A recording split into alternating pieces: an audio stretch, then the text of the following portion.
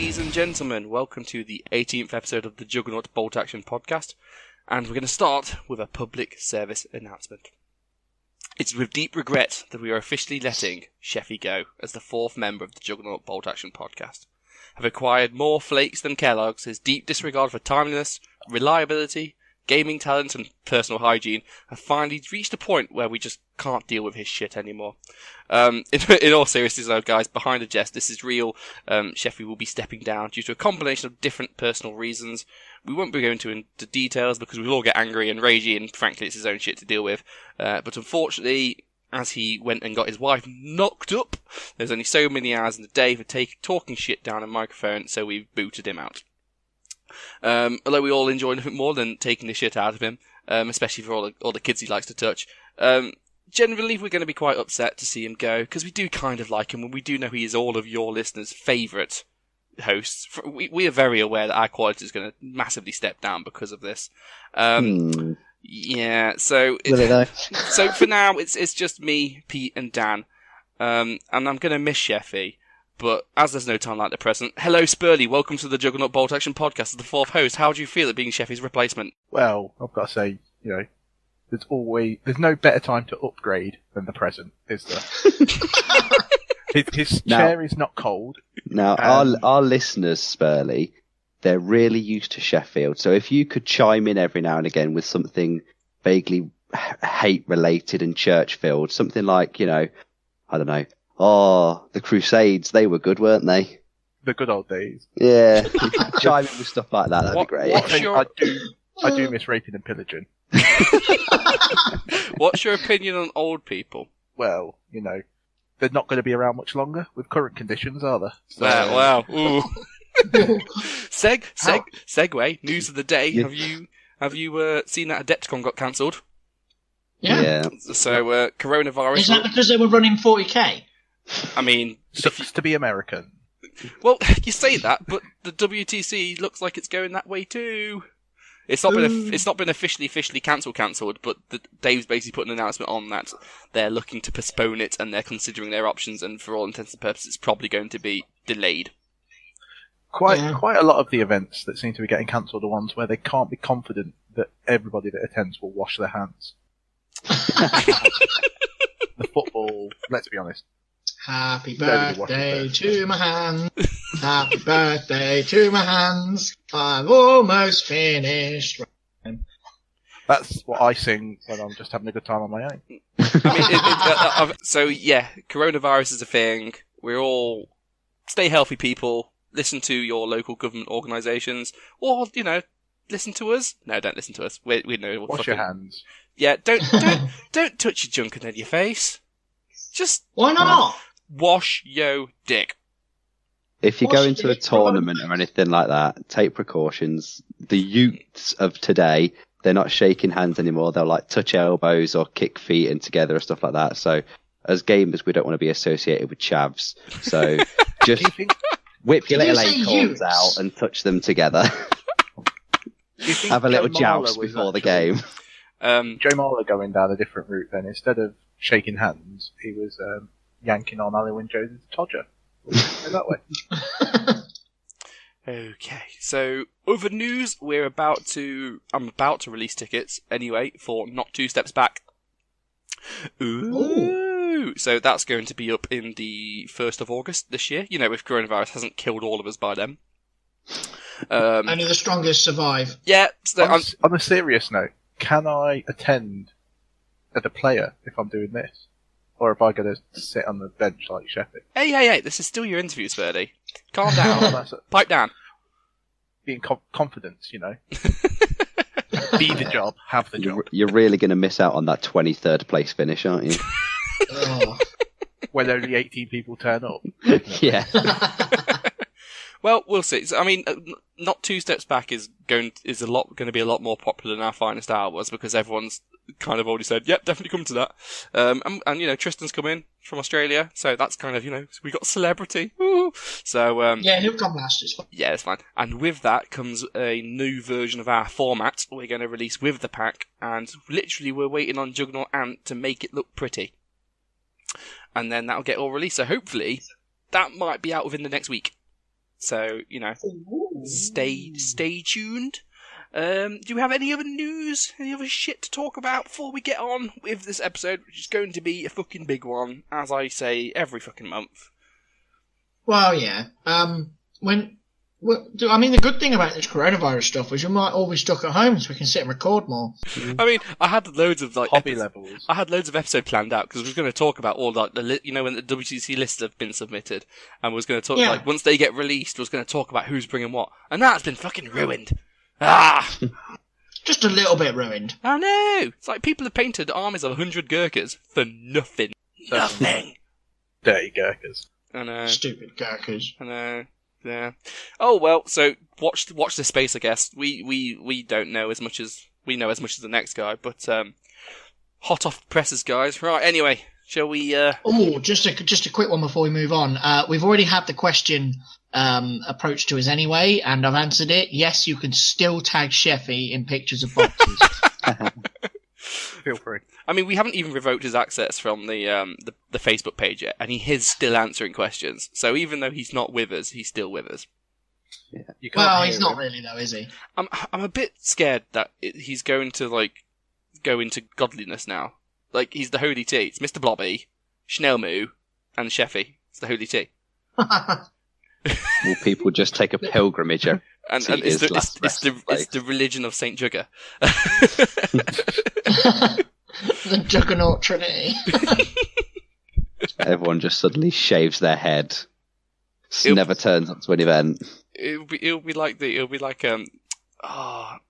Monty Python when all the nuns like holy men are walking and then over their own heads.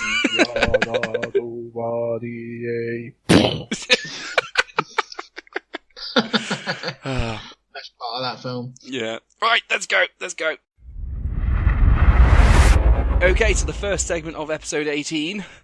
Let's go through some feedback. Pete, this will be your favourite moment because you love numbers, and we ran our doubles tournament. I must say, Spurlie, you're really, really helping out. Bring the air of Sheffy to the role because you didn't fucking go. You flake. Yeah. I'll still score everything. Yeah, well. Did you at least Oh, track? do you mean to go on? Yep.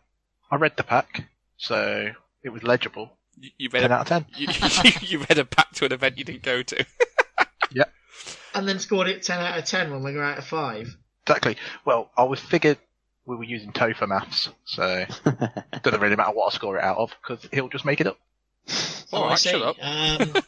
You do know that for our own events that it's not scored by us, right? Well, Yeah, but we can make it up as we go along. Yeah, we never Alright, let's get through this then. So, starting with venue, all the players scored in a feedback form, and the venue got an overall of 4.5 out of 5. That's not bad. Yeah. Can I raise one of the difficulties we had though in setting up the night before? Yeah. Well, Dan, you you raised had- it by video. Well, yeah, but the people want the whole story, and Dan had the full experience of it. If you want to regale our dear listeners, gather round, children, gather round. Yeah. So Uncle Topher's got a story for us. So all week we'd been saying, right, what time can we go in, Sheffy? When can we set up? And he said, it's open all Friday, so just turn up whenever you want. So we'd all arranged to get there for about 6:30, 7 o'clock.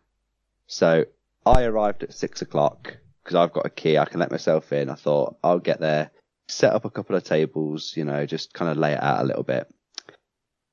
20 minutes later, who turned up? Was it Pete that turned? Oh, it was DJ that turned up, Juggernaut DJ. So I was like, how you doing, DJ? Let's help me to set up some of these tables. So we got all the boards out, we got all the mats out, brought all of the terrain into the room, about to start setting it up. I think we'd got one table's worth actually out onto the table. And then what do I say? Very nice people. Some quite rude, forceful people that were quite arrogant walked in. Oh, it's like meeting yourself. So, yeah, the people turned up and they were like, we've got this room booked for orchestra practice. It's like, no, you've not. We've got this room booked for setup for the terrain. No, we've definitely got it booked. And then they all just started walking in. There was about 50 of them in total, all just bringing all of their equipment in, all of their instruments, and just putting it in the middle of the room and They're like, oh no, you've got to move your tables. We've got this room booked. And it's like, okay, I'll ring Sheffy. Sheffy, called him on the phone. Have they got this room booked? And he said, no, they definitely haven't. They're in the room at the top. And they said, no, we need this room because it's better for our acoustics. Then when Sheffy arrived about 5 minutes later, because he was already on his way, he went and got the book that is the booking book where everyone writes down where they are. And the stupid idiots were in the other room. So they were actually in the prayer room, which is at the top of the church, which is a nice little room because we had that room booked for setting up all the terrain. The go room! So, somehow they managed to say, no, we're definitely having it. And by that time, all 50 of them had moved into the room already. And they started moved in, setting like sofas and everything? like gypsies colonising a car park. They were already, honestly, mate, there was already if like you don't break KFC down the door, wrappers it's not illegal, is everywhere. They plugged a dodgy plug into a wall socket, ripping all the electricity from it. It was shocking. Did someone take a shit in the corner? Basically, yeah. Oh, There was a bit of fake better grass leave them to it outside then. the door, acting like a welcome mat. Did a film crew come in and start recording 15-year-old girls in very revealing dresses? Yeah, they did, yeah. Oh, shit. All right, Tie a Sheffy's pony gone up in the now. car park. But So Sheffy's gone now. You can stop going on about 15-year-olds. I was going to say, are you sure you don't want me to pick up the mantle? yeah, is that's it what even... Sheffy calls it. Is it even the Juggernaut Boxing podcast if there's at least one paedophile? I know. What is it about school uniforms that is so sexy? Oh, dear. Anyway, so they basically kicked us out of the room from 6:30 until 9:15, I think it was, when they were about packing up. And then as we went down, because they'd finished, I remember us all stood in the little room outside as they were all packing up all of their instruments. And then all of a sudden, they burst into song for Happy Fucking Birthday. At which point, Sheffy burst into the room and just went, no, mate. You've been let in here. We've done you a favour by letting you in here. You clearly booked the wrong room. Please vacate the premises. But it was just shocking. It was an absolute disaster. So we'd lost about 3 hours. It was a fucking nightmare. Did you check behind the fridge? I always find stuff I've lost there. So, yeah, I know I did that video and put it on Facebook where I blamed Sheffy, because, it's funny. But for once in his life, it wasn't his fault. Genuinely, they just He kind had of actually raided it. called everything right, yeah. Yeah. It was the exception that proved the rule. Mm-hmm. Yeah. So, that was the venue. I mean, once they fucked off, it was fine. But it was annoying because we was all planning to do a really big, get the table set up and then do gaming in the evening. And then we couldn't do that. We had to fuck about waiting for 3 hours and then set up. So, oh well. Yeah. Nice that the was it a 4.5, Pete, that the guys gave us? 4.5. That's all right. I'll take that. Well, whereas Pete looks for alcohol in a venue, I think others look for food, and that's the only thing the church doesn't have is an on-site place to get Close food. by. So you got to walk to the shop, which is about a 5-minute walk, which is a bit of a pain in the arse, especially if it's cold. So Yeah. apart from that, it's got everything you need, isn't it? Mm. And I've got a feeling I know who this is, but somebody did leave a comment of because there's a few people that made it a 4 out of 5, but one of the 4 out of 5s was there's no booze. That was Gaz. I was going to say, I bet it's gas. Pete, did you fill All out I one can of your say- own feedback forms? I wish. All I'm going to say is we can't have booze on there. It's a church site. It's not Methodist, though. That's their deal. I mean, can we do red wine? Nah, it's Baptist. They're not into that. Communion's been banned because of coronavirus, so... Is chloroform But what about technically an the- alcohol? No, sorry. No. I mean, there's We some... could drink what hand about sanitizer. Just What get about the red wine? I was just gonna say, Dan, we can probably hook you up with some isopropanol if you want some sort of dangerous alcohol you can use. That's right, I don't need to go blind quicker than I already am. Wow. I'm already blind. I'll drink it. Okay, so terrain. We got 4.5. Now, 4.5, almost bang on. That Yeah, shanky that's pyramid fine. of toads. I mean, the difference between not one step back and our finest house, because we only had 6 tables to set up. Was it 6? No, it was 5 tables. It meant we could concentrate all the good terrain. and make the boards actually a lot better and a lot more interesting. Whereas not one step back because you're doing like 3-4 times the tables. Yeah, and there were 5 different boards as well, weren't they? Because there was a snow, jungle, city, desert, and Normandy kind of Eastern European village sort of thing. So they look cool. Yeah. The only thing I'd say to get us a 5 is we need to get some proper rivers and stuff built, don't we? That's about it. Hey! You know how I'm going to that convention tomorrow with some Juggernaut money? Do you want to go get some rivers? Yeah. Yeah, there you go, Pete. Write that down. That's our objective for tomorrow. We need to get some rivers. Doesn't count as a pledge, to make Toph wet as a river. Just make him go for a jog. You don't even have to make him. Just mention the word. You know what, Dan? Already. Dan, sometimes the truth can hurt, right? Just what you got to do is when he's driving, just whisper in his ear, "Cardio." Not too loud though. We don't want him to have a heart attack and die. Don't want to scare the kids in the back. Yeah. So, moving on rather swiftly to the pack. Now, obviously, we all give this a billion out of 5, but it was actually a 4.8 out of 5. See, I'm kind of concerned because writings on the wall, our finest hour did not sell tickets as well as I would have liked it to. I mean, at one point we managed to get up to 24 tickets sold. But then with, lots of people falling ill and a lot of last minute dropouts, etc., only 17 people turned up at the end. And I wonder, so guys, maybe this is worth bouncing off. I know, Spurlie, you didn't go, but you'd have been interested in going.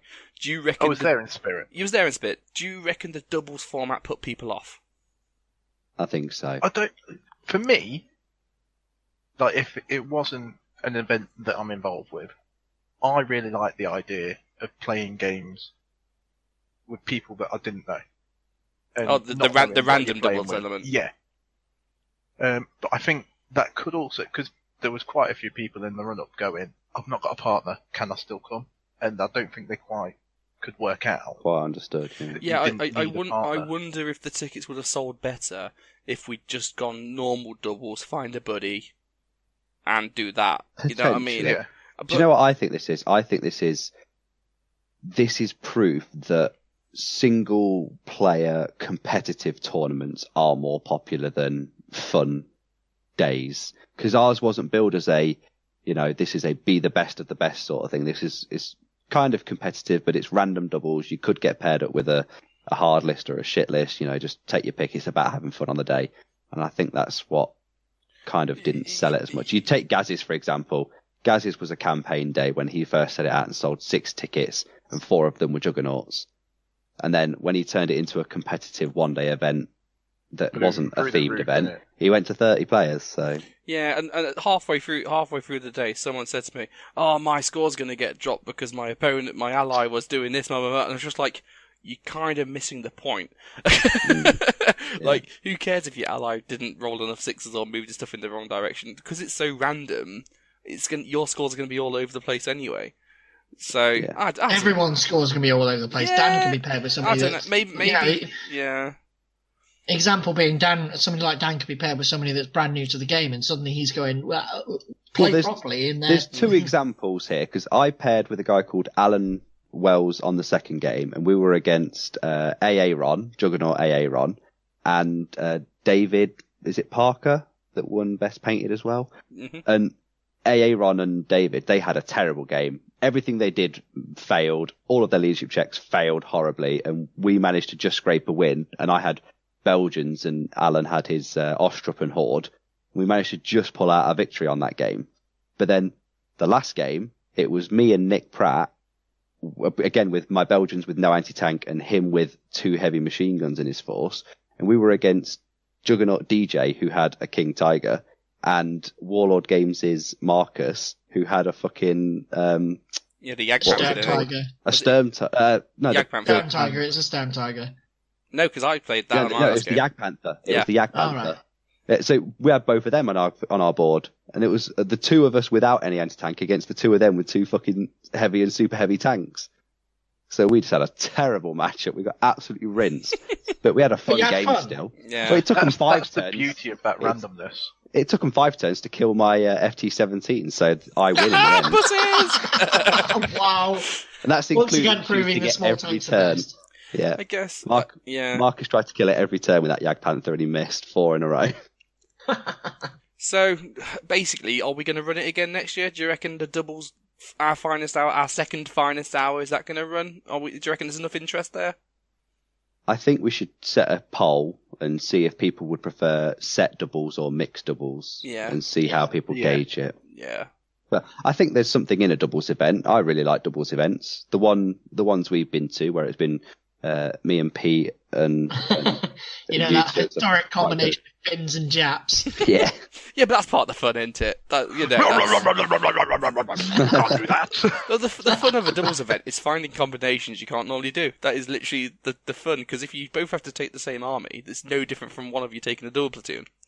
So, So when you get like Winter Finns, Japanese fighting in North Africa against, I don't know, well, that's the thing. Free is French when it and was a Waffen SS list. when me and Pete paired up, it was my Finns with snow theme bases, with Pete's Japs with his jungle theme bases on a city fight board against Topher's Russians with snow theme bases and Gaz's Chinese. It made sense in some way. I guess there is a bit of Axis on Ally there, isn't there? The campaign players were fucking having a coronary, honestly. Oh, especially when they realised that we could take special characters and nobody else did. Talking of coronaries, Tristan wasn't there, was he? All right. But if they rate us as a 4.8, obviously the guys who went really enjoyed the random doubles format. So these, so that's 17 happy players. We'll see where it takes us. Yeah. Atmosphere, as usual, got its 5. There was a one odd score in there, but I think that's because somebody just had a bad day. But whatever, they're anonymous. I don't know who's who. It could have been DJ just being a dick. Did one of us just give a low? Did one person just give a low score? Yeah. Oh, that's a shame. I hope they're all right. I mean, it could have even been. It could have even been Spurlie walked in and that fucking dick. There we go. Please let us know if it was you, just to see if we can make it better in any way, like slapping you in the face. No. Dan might want to do that. But if there's legitimate criticism for the atmosphere, chuck it off to our if there is something Facebook genuinely wrong, and we'll look to fix it for the because I know at not one step back, one player had a complaint that someone they thought was cheated, and we addressed that. So just let us know. Well, luckily the person who was cheating didn't come to our finest hour, so maybe they got the hint. All right, so next one, TOs. Is that why you didn't want me there? Yeah, fuck you, Spurlie. I thought I was cheating. Yeah, you cunt. No, I really do. I play that bad all the time, don't worry. That's why we arranged for Sheffy to not be there. All right, so TOs, we 5 out of 5. There was one score of 4 in there, but let's be honest, we didn't do a lot. We didn't need to do a lot of TOing on the day. Everybody was sensible, and we all had to ring. That 4 out of 5 would have been DJ, Gaz, or any of the other Juggernauts. Yeah, I mean, the thing about TOing is because we had 17 players, and obviously we needed round numbers of 4, we either had to kick someone out, or all 3 of us had to ring. So obviously all 3 of us ring. So we all got free games in. A lot of people got to play with us, and that was fun. But fuck me, it made the day so much busier. The constant running from the table to make sure the bloody timer didn't disappear. Yeah, it was a nightmare. And you're trying to play games, and then people are going, "Oh mate, what's the rule here?" And it's just like, "Oh shit!" But luckily, because there was only 5 tables, and on 3 of the tables at any one point, one of us was there. It was nice to interact, but fuck me, 3 of us ringing in a big event, nightmare. Yeah, and then prize support, 5 out of 5, but there was one blippy score of 4, which I know is going to wind down up chronic. Yeah, I don't know who the fuck did that, but you're a fucking Norman. Yeah, he could have. No, to be fair, if he got like one of the shit ones in the raffle. Because it was basically there were no shit ones. I don't know. You could have just got like everyone had prizes got worth at least 25 quid. Yeah, but and they paid £10 for a ticket. What if you got a terrain set and you absolutely hate terrain? But That's a raffle for you. if you wanted to get something you wanted, buy Oh, it. we can't call it There's a shops raffle. for that. We Oh, let's can't call it a raffle because it's at a church, you see. So that's too blasphemous because it's inciting gambling. So we Oh, need to they're call just- it a Look at it. randomization of allotment. Randomization of allotment. Sounds like you've just got a fistful of seeds and thrown them in a field. and I mean, that was all the scores. So in on the doors for out of it's 30, isn't it? Yeah. So I'm losing Topher maths here. Why'd you have to say Toph maths? There's nothing inherently Toph about it. It'll be out of 35 because there's 7 topics. 6. No, 7. Venue, terrain, pack, atmosphere, TO, price support is 6. Yeah, you've not done missions. That's yeah. pack. Well, sometimes we do it at the I same, know sometimes where we don't. Dan's going. It's not down as the same on the rule on the feedback form. Well, so. fuck it. Who cares? We mix it up all the time. It's not like this We is can edit scientific this bit anymore. out. People will never know. Nah, I'm keeping the shit in. 28.8. Out of 30? Is that the highest we've had? I think so. Fuck me, that's good. It must have been the boost we had from the terrain, I reckon. Some happy customers there then. Well, Toph sucked you know. some dick that day, didn't he? So what?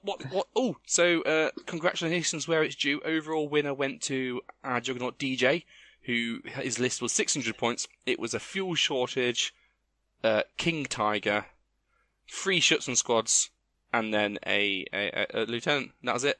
He only had 4 dice, 4 or 5 Yeah, dice. you're telling me. He had 4 or 5 dice. I was randomly paired with him first round. Oh my god, I did all the work. So what we're saying is, That said, DJ DJ was did carried all through the- that whole day. Hey, Yeah, hey, he was. DJ did all the killing first game, and I did all the scoring.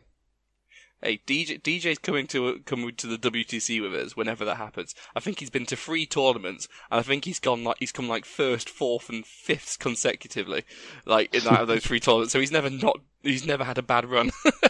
No. DJ's my brother from another mother. He stopped you from getting a result, which made me win the first round of the BBAL. Yeah, and you can fuck off for it. There you go. Yeah. It's all fun and games until Toph loses. It's hilarious. Oh, so But you didn't lose against him, did you? You drew. or did he? yeah, I drew him. Yeah. Against DJ, that's basically a loss. So any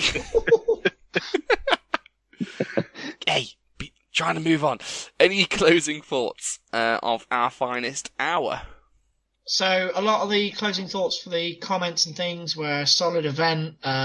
I've got a feeling somebody was very happy they got to use a Sturm Tiger because they were like, I got to use my Sturmy.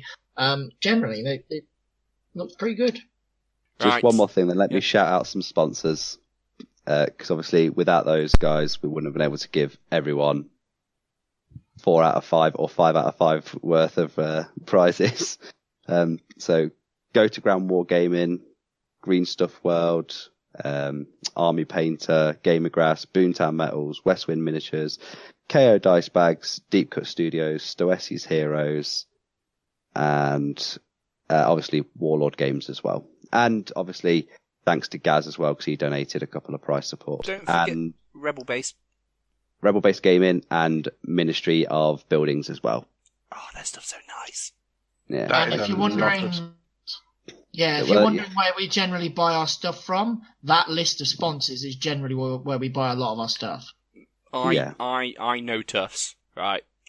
Tufts are my man, and if you go to Boomtown Metals and get some Tufts, you will not be disappointed. That's some nice tufted shit. Good And shit. Those If you- Green Stuff World rollers are really good. Yeah, they're good Yeah. as well, yeah. The Gamer Grass new bases that they sent out with the ready-made battle-ready bases are amazing quality as All well. of they're a bit pricey, but you sort your entire You They pay army. look for the amazing. quality. Yeah. You Yeah, get what they you look pay amazing. for, do you? Yeah. Good shit. Yeah, it's just everything on there is fantastic. We use these guys all the time, and the reason they support us is because we support them. So if you do ever buy anything from these people, just drop a note in the transaction, or whatever. Just say, you went to a Jugger tournament and got the prize support, and that's why you went across, because it just helps them get recognition that they're doing good for the community, and they're more likely to support us again in the future. So, thank you to all of them. Right, is that the end of the segment? I believe it is, yeah. I believe it is, yes. I believe it is. On good sir. with the show, sir. Pip, pip, tally ho. Right there, blah, blah, blah, blah. Blah, blah, blah. It's like Chef is still here. Okay, guys, I've got some trivia for you. Because we're going into just the tip. Just your tip. Just my tip. Just my acorn tip. Such tipping. Careful. Acorns sometimes grow into lovely, massive oak wood trees. Not in this case. Such wood. Anyway, yeah, tippage. Topher is one of those acorns that the kids This pick seed, up at school. this seed is a Kept in their dud. pocket. Hey, It's actually just the cap. hey, it may be an acorn, but it's paired with 2 massive fucking conkers. So, that'll do. That's what all the girls All like. balls and no shaft. Right. It just looks like 3 billiard balls. Oh, shut up. Right, we're doing just the tip. Spurlie, make sure you take notes because you're wank and you could probably do with learning some tippage.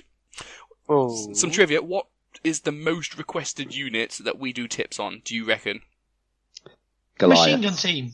Oh, Pete, you beat me to it. Like a bombard. No. Ironically, Implement. it's probably one of the easiest units in the game to use. Oh, easiest unit in the game to use. Second lieutenant. King Tiger. Majors. Flamethrowers. Schnellman. Really? I Flamethrowers, would yeah. have We never received guessed that. so many, people messaging going, oh, can you do just a tip on flamethrowers? And every time I'm just kind of like, just get your flamethrower, just walk towards Point the end. and click. Basically, yeah. But, so what we're going to do is we're going to sit down with Topher and we're going to do some reading. I'm going to read. Gather round, children. I'm going to read through the rules. You guys interject as and when I mispronounce things or make stupid mistakes, and then we're going to talk about how we use flamethrowers, and then what you need to do to stop a flamethrower, and why flamethrowers are the most ungodly unit in the entire game. Spoiler warning, this might be a diabolical. For some people out there, are we doing version 1 or version 2? Version 2. My good man Spurlionius. Version 2. Right, are we all ready, children? So this is on page 67 of the Bolt Action version 2 rulebook. Flamethrower. So flamethrowers never suffer the hit-to-hit penalty for cover and if the target is down. So that first thing is one of the best rules because everyone knows how they hate down units in hard cover because a -4 means you're hitting them on 7s. Flamethrower doesn't give a shit, mate. Are you sure? But Mr. Toe, what about hidden units? Hidden only gives you a cover bonus, and this ignores cover, so fuck you, Pete. Good. And if your flamethrower is anywhere near a hidden unit, it is no longer hidden. Yeah, the range of flamethrower kind of pencils out that. And also note here, this is the only hit modifiers that it ignores. So it still takes into account long range, it still takes into account move, it still takes into account being on your own. Pins, Small yeah, team. Blank. yep. So that's a point blank, yeah, it takes into account. So we'll come back to that later. But there's a lot going on in that first sentence. So, this makes flamethrowers especially effective against troops in bunkers or behind cover, as well as troops lying flat on the ground, which is not a good defense against flaming liquids being sprayed on the area. So, That's down, where I've been going wrong. when I spray on your face, don't try and lie down, because that's not going to help you. Kneel up and take it. Take it like a man. If you score a hit with a flamethrower, the number of hits is multiplied into D6, or D6 plus 1 in the case of vehicle-mounted flamethrower. Roll for damage in the usual manner, and as per the FAQ, this doesn't mean you get D6 times D6 hits, for fuck's sake. Oh, but Why Toad, do you not, only Mr. get one Toad? hit against vehicles? You roll 1 to see if you hit, and if you hit... You roll a 1? No, you roll 1 dice. Right. And if you hit, then that turns into D6 hits. You with me? Think about it. They've worded it quite oddly, really, with using the hit word too many times in that sentence. It should read, roll 1 dice to hit. If that hits, roll D6 for the amount of wounds you cause. It should be you cause D6 wounds on it. Yep. Because they've changed. Yeah, but D6 they've got too many covers hits off in it. vehicles as well. Yeah. Yeah, but you still roll to wound a vehicle, don't you, really? It's a damage What roll. is this, Damage 40K? roll. Roll to damage. Yeah. So, flamethrowers always hit the top armour of vehicles. This represents the tendency of burning liquid to seep through hatches and other openings. Top armour is always side. What if I'm in the rear? No, side. Tough shit. No, side. Always side. So you always get a +1. Also, flamethrowers don't rely on kinetic energy to penetrate a target's armor, so they don't suffer the -1 penalty for firing at long range. So I think most aren't flamethrowers +3? Let me flip back. They're a +3. Yeah. So effectively against vehicles, they're a +4. So the same as a light AT gun, except you get D6 hits. Gun shields. The gun shield rule, page 95, does not apply when shooting at artillery units with a flamethrower. The extra protection rule does not apply when shooting at targets inside buildings. So no saving you. It's not going to help. In both cases, neither building nor gun shield offers any additional protection against a flamethrower. Also, it's worth saying that if you go down, it doesn't halve the hits either. I get asked that one quite a lot. Going down only helps you against HE. Flamethrower is not HE. Going down against the flamethrower just wastes the dice. Basically, yeah. Any unit hit by a flamethrower takes 1 pin because it has been hit. A further D3 pin markers to account for the unbridled terror unleashed upon it, for a total of D3 + 1 pin markers on the target. So if you hit, they're going to done fucked up. They're going to give you a lot of pins. A lot of pins. In a game that's won based on pinning your enemies, that's a lot of pins. And At least 2, up to 4. And here's the fun bit. Is that all they do? What's that? Is that all they do, though? No, this is the last paragraph. The target of a flamethrower must always check its morale once fighting has been worked out and pin markers allocated as described above. Note that a morale check is required regardless of the number of casualties caused and even if no damage has been suffered at all. So as long as you hit... Yeah. A unit failing this check is destroyed immediately. Its morale completely shattered. Vehicles failing their morale in this way are abandoned and considered destroyed. So you basically pick a unit, you hit them on normally like 3s or 4s, give them D3 + 1 pins, make them take a morale check, and if they fail, they're fucked off. Wiped out, unit gone. And that's the same for 200-point veteran squads. It's the same for your 500-point tank. You give a load of pins on them, and then make them watch a test and fuck off. And that's why the flamethrower is the most ungodly unit in the game, because it can kill fucking everything. Everything. Yes, and this includes fanatic units won't ignore it, and stubborn units will help. So fanatic ignores morale checks, but it only ignores the morale checks for when it's been caused by when you've lost half your squad in a single round of firing. And it also cannot be pinned out if you're a fanatic, but it is not immune to the flamethrower rule. Stubborn just means you ignore pins for all morale checks. So the stubborn rule basically makes you immune to flamethrowers. Not immune, but it gives you a much better chance of passing this check. It means passing you on basically a 9 is better than passing on a 7. Which is why stubborn paratroopers are such a fucking bitch to get rid of, because you give them 6 pins, burn them with a flamethrower, just like, nah mate, fucking here man, fuck off. This won't go away. Where were those paratroopers from? I don't know. North. I'm gonna guess like New Zealand. After shooting with an infantry man-pack flamethrower, roll a d6. On a roll of a 1, the flamethrower has run out of fuel and is now useless. If this happens, the entire... I know that one. Don't we all? I know that one so well. If this happens, That's Dan's favourite thing. The entire flamethrower team is removed as if it had fallen casualty, which means if you're playing kill points, your opponent does get the dice for it. It's a casualty.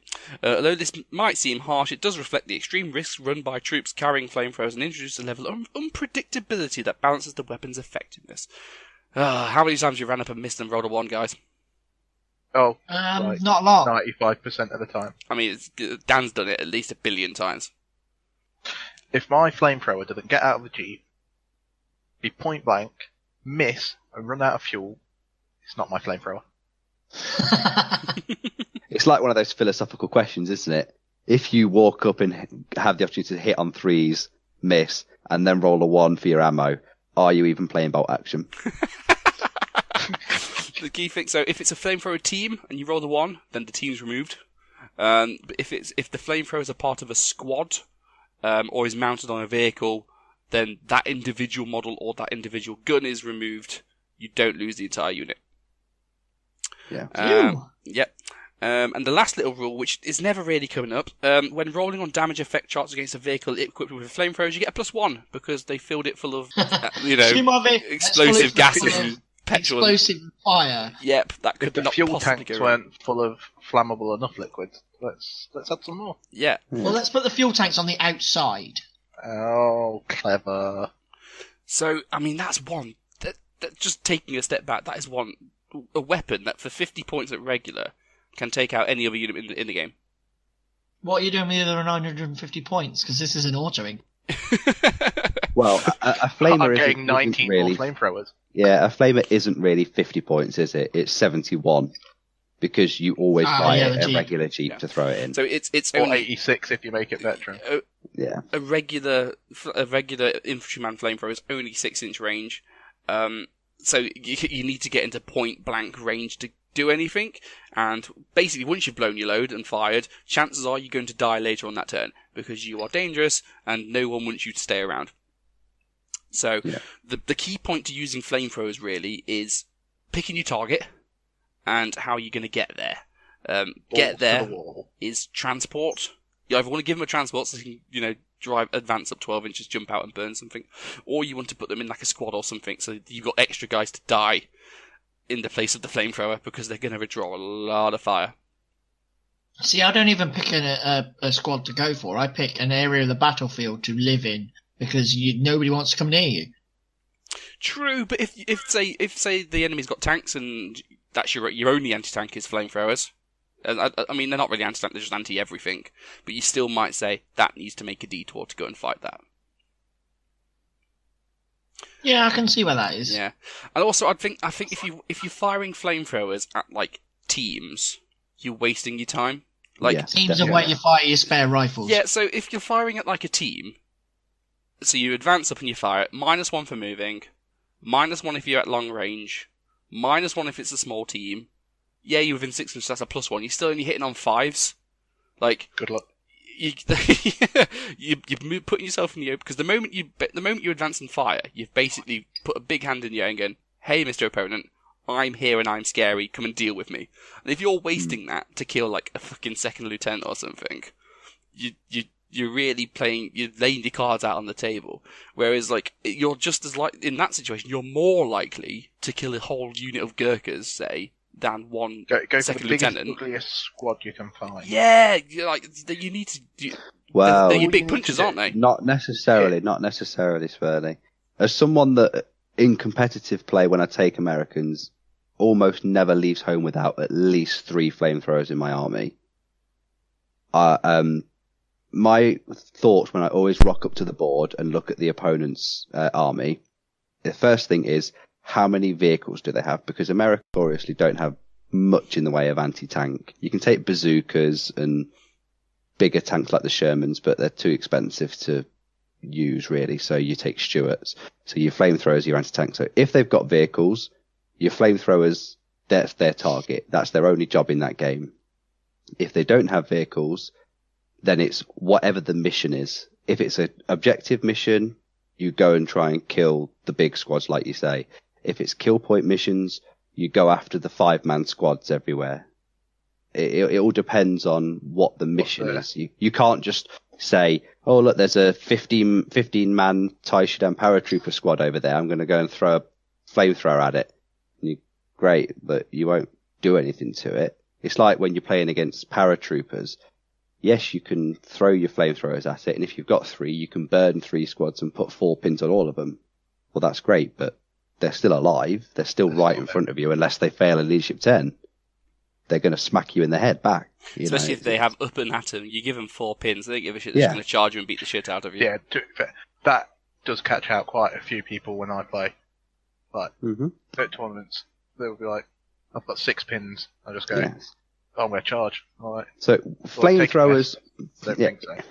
if you think of them like on a scale of 1 to 10 with how noob friendly is this, with 1 being only pros can get it to work and 10 being even little Timmy that's playing his first game knows how good flamethrowers are. Flamethrowers are about an 8. They are very easy to use. They only have 1 trick, and that is point and click, kill that unit. But it's knowing when to do it that is the big thing, because if someone's clever enough, they'll just ambush. They'll ambush all the units that are near where that flamethrower is going, and then as soon as it moves out, bang, it's dead. I think, so they are quite easy to counter. Yeah, you definitely need to you need to think in advance of how you get them there, and yeah, I concur. A Jeep's probably the best best bet. But even then, when you move your Jeep around, you need to hug terrain because your opponent's going to see that Jeep and go, that thing's a missile, I need to kill it. And if you kill the Jeep with the guys inside take D6 pins and they're not likely to live.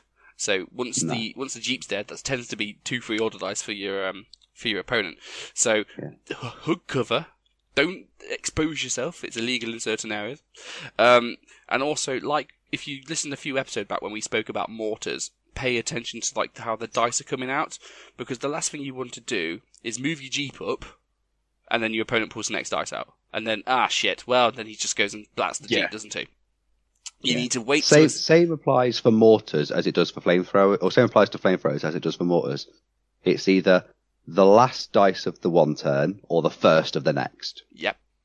You can't do it half-assed halfway through the game unless you are in such a dire position, and that is the only time that you have to launch that flamethrower forward and think, right, this is going to swing the game for me if this happens. Otherwise, you're probably going to lose that game anyway. I mean, you say that, but it completely depends on what's going on with the game. I've used a flamethrower as first dice before to drag somebody's army all to the left-hand side to do it and get off the other side in an envelopment. So that's what I said. It's either the last dice of one turn to say, right, everything else is gone. I know the flamethrower is safe. Now I could advance and burn you without any repercussions. Or it's the first dice of the next turn when you've used your last dice or the last couple of dice to get everything in position. So your flamethrower just pops out and goes, surprise, cockface. Burn, done. I always try and go for the last 2 dice. Because if I wait for the first dice in the next turn, 99 times out of 100, I don't get that first dice out. Yeah.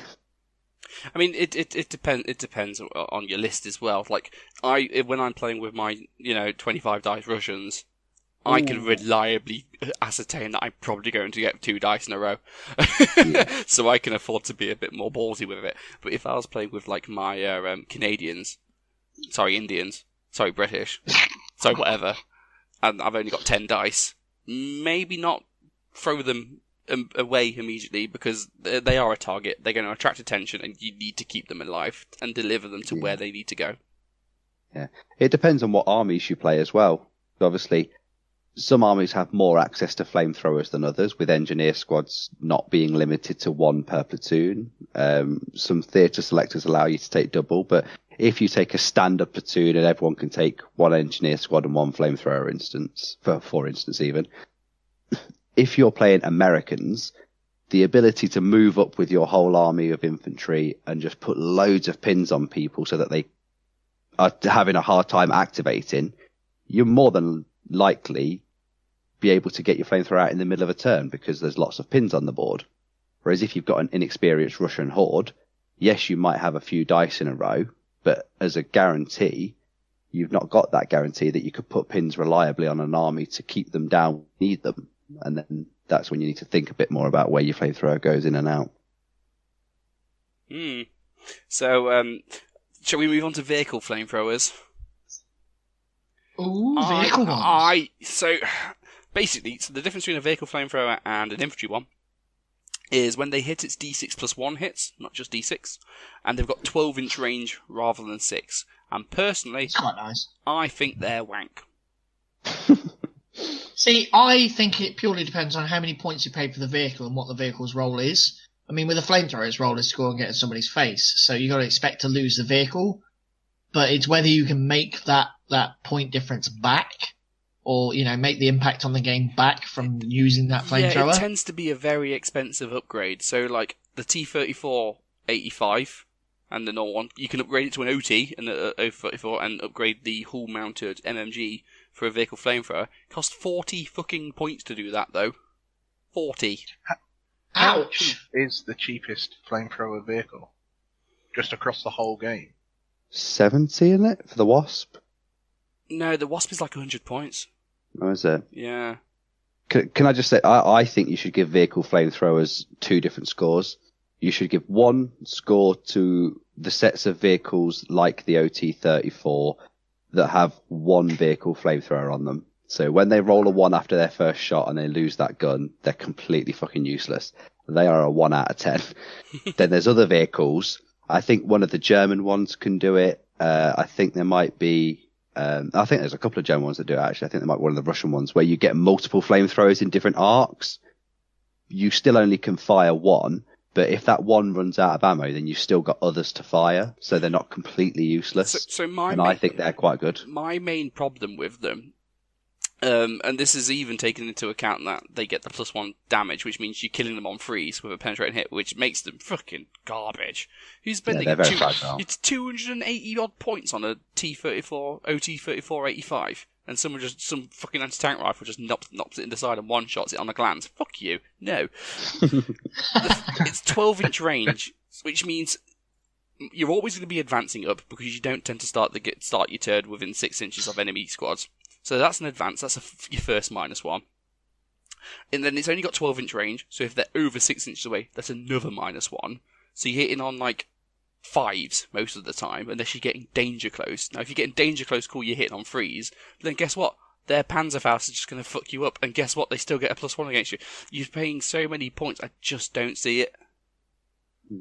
Especially, even Americans that are known for having bullshit tanks, they don't get a gyro-stabilized flamethrower Sherman, so they just seem that's why I don't take them. inaccurate. I think, for me, there's only really one use for a flamethrower tank. The Japanese one can get a 360-degree arc for 115 points regular, and because there's a Japanese army, your whole army is going to be running up on somebody. It gives them an option of you're going to have to shoot the tank, or it's going to kill you, or you're going to have to shoot any one of these extras, or they're going to kill you. I guess the Italian one's good, which is so small that it can hide behind walls. Have you seen that? Have you seen the tiny Italian one? No. We'll go find it later. It's literally small. It's a tankette with a vehicle flamethrower on it. Have you seen any of the Red Bull soapbox clips? They're like the cars people make on there out of milk cartons. And I will only justify that in the list because A, it looks cool as shit, and B, because you can claim cover behind like a mule toe. You've got an affinity for small tanks, haven't you? It's because they match my cock. They make me feel big. Yeah. What's this Italian one called? Do we know? I can't remember off the top of the head. The internet's screaming. Listener out there, you're probably going, "It's a fucking blah blah, you twat," and I can't remember. It's going to be a Fiat something or other. Oh, it'll be a. You can put the flamethrower on the Stuart. Yeah, but it's not gyro stabilized though. That's the point. Is the Americans' whole trick for their tanks is gyro stabilized weapons. Yeah. Like the 105 howitzer, when it's a veteran for 195 points and it rocks up hitting basically the entire board on 3s with a medium howitzer, is God mode.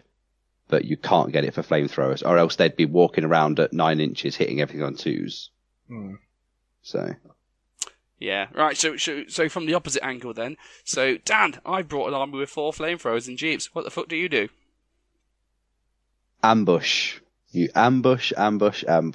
It's the best way to get rid of them. Unless you can hit those jeeps before they're in range anyway. But a lot of the times, good players will hide jeeps very, very well. You need to ambush forces. You always need to make sure you've got covering lanes of fire. So even if you have to go down at some point, you should always have a unit that's able to react to a threat like that. They are very scary, and that's why people hate them so much, and this is what you need to do, really. I also think if you get a chance to charge a jeep while it's still in charge a jeep with a flamethrower in it, do it. Yeah. Every time, because you'll force the flamethrower to get out, and that forces them to go down, which delays them a turn of doing anything, and then generally, depending on what you charge them with, even if it's like 3 or 4 blokes against 2, you're probably going to win the fight. And that's a much easier way than shooting them, because if you shoot at them, they're just going to go down, and it's small, -1 for small team, -2 for down, and you just got to deal with it next turn. Charging them will clear them out. Though, if you charge them and they're allowed to overwatch you, beware, because they get to overwatch with a react fire, no matter what range it is, and it could hurt. So make sure they've already done something, or that they're in a position where they can't do that first. That's what I'd say.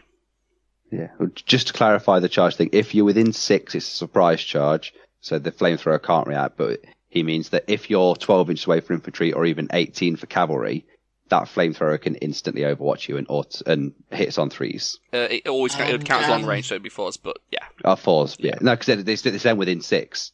No, because you fire from the moment the charge is declared, not from the moment it becomes in range. Oh, okay. Yeah, so you still get long range. So just jog my memory. If you're over 12 inches out, can he still fire at you on Overwatch? Yeah. Yeah. You're always you DTing. can still react fire with it, yeah. If you're like you're Japanese Pete and you've got 6 pins on you from a prelim or something stupid, and you wanted to banzai a flame in the open on the opposite side of the board, it can overwatch you. Yeah. Because rules as written is bullshit, and they haven't thought about it. I mean, to be fair, jokes on Pete, probably shouldn't have banzai'd into that one specific unit, you'd cunt. Well, yeah, but I mean, you don't have to charge with the banzai either. It's more the up and atom shenanigans. You get what you fucking deserve. yeah. And that's why up and atom is worse. Yeah, snipers, they're always a good one to be able to pick out the... Snipers are the number one way I go after it, to be honest. Yeah, to pick the unit off, so either if someone's numpty and they're walking across the battlefield, just go sniper, fuck you, boom. Or if someone's brought a big tasty engineer squad, snipe out the flamethrower, and suddenly it's just a normal unit again.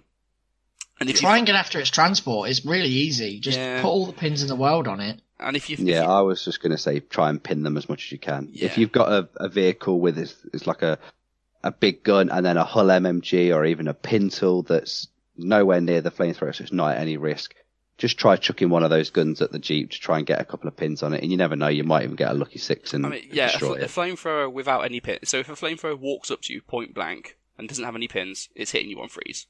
If it's got 1 pin, it's hitting you on 4s. Another pin, it's hitting you on 5s. So you can quite quickly reduce the effectiveness of it just by adding a couple of pins on it. And it just anything you're trying to get them to miss, basically. So anything you can do to make them miss, go for it.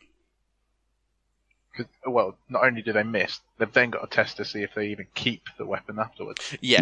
They have to roll to see if they run out of fuel, regardless of whether they hit or not. So, at the tournament just gone, Gaz's event we'll talk about later, he was hitting me on he was trying to shoot me and he was hitting me on 6s. At that point, he's got just as much chance of running out of ammo as he has as actually hitting.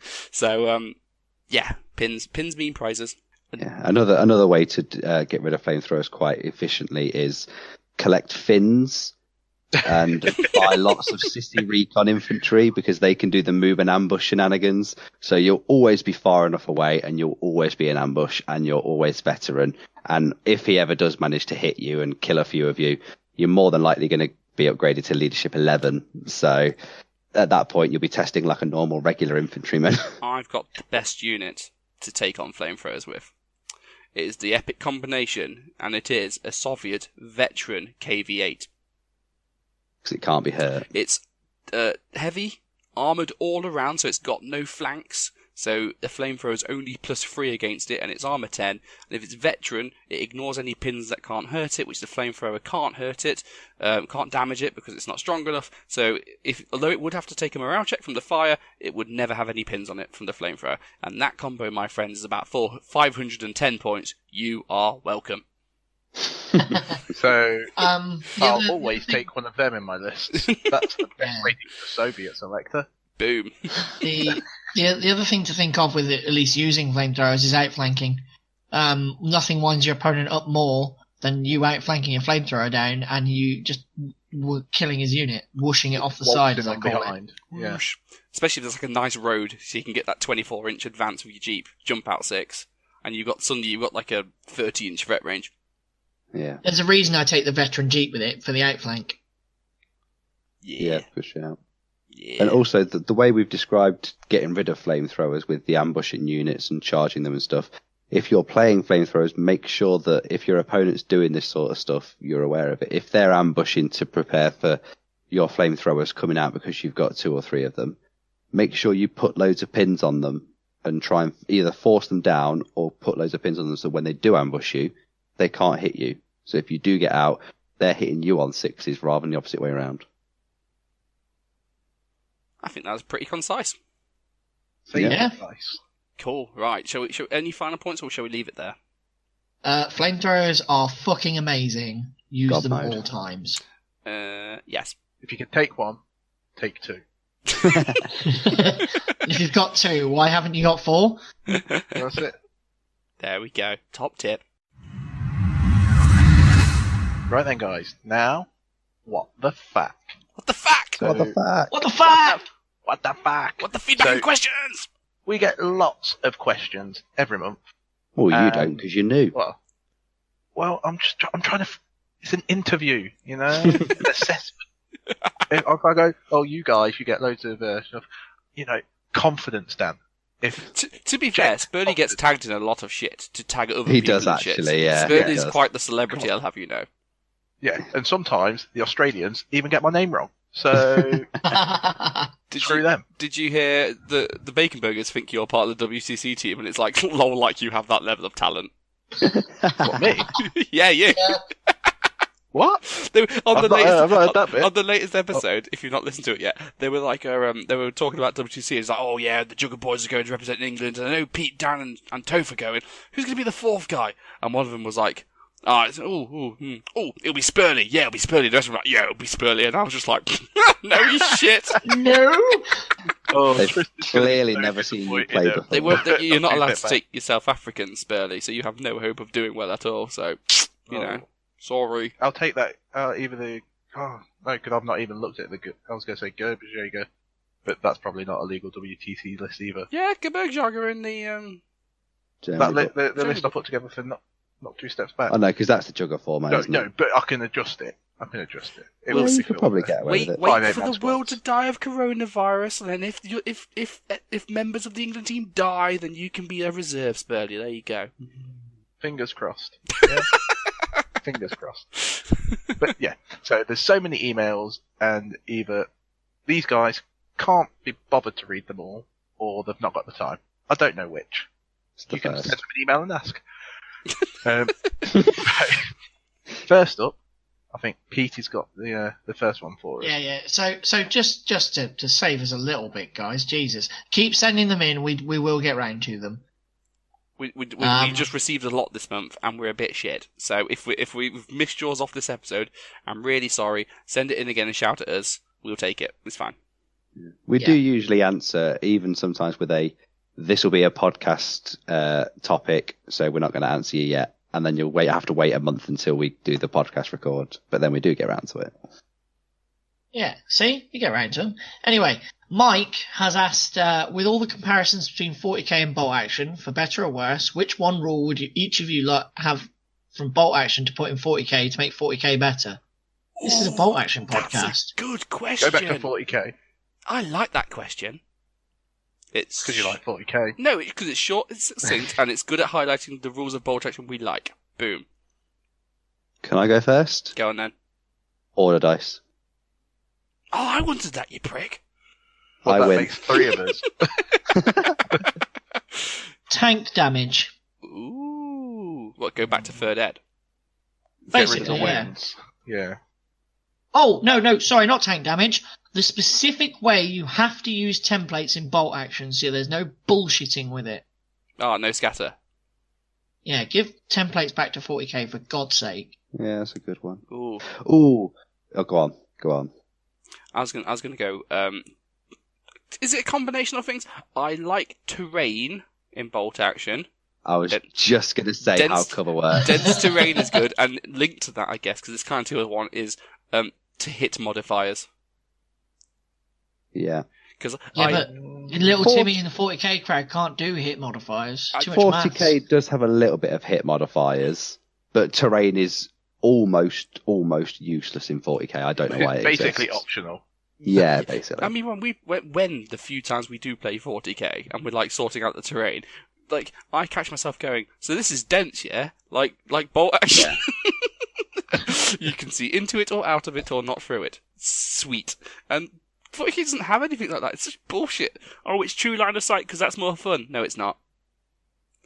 Abstract the shit out of it, please. Thank you, bolt action. Bolt action's way better Oh, at but it terrain. makes 40k more realistic. 40k is set 40,000 years into the fucking future. As someone who runs an Imperial Fist gun line, I want more terrain, so fuck you all. Yeah, it's the terrain rules. I mean, I know buildings are a bit shit, but everything else is alright. Yeah. I was going to say order dice, but you put me over already, so I'm just going to sit in the corner. Oh, this interview's not going well, is it? You need to come up with quick, snappy comments. Quick, I mean, snappy he is comment. wearing a mankini, so he's, you know. It's a bit tight on him, yeah. Tight the bit, mate. Spurlie, why don't you say pins? And order checks. Why don't we put pins in 40k? Because they'd make Space Marines ignore them and it would be broken as shit. Next. Yeah. Right.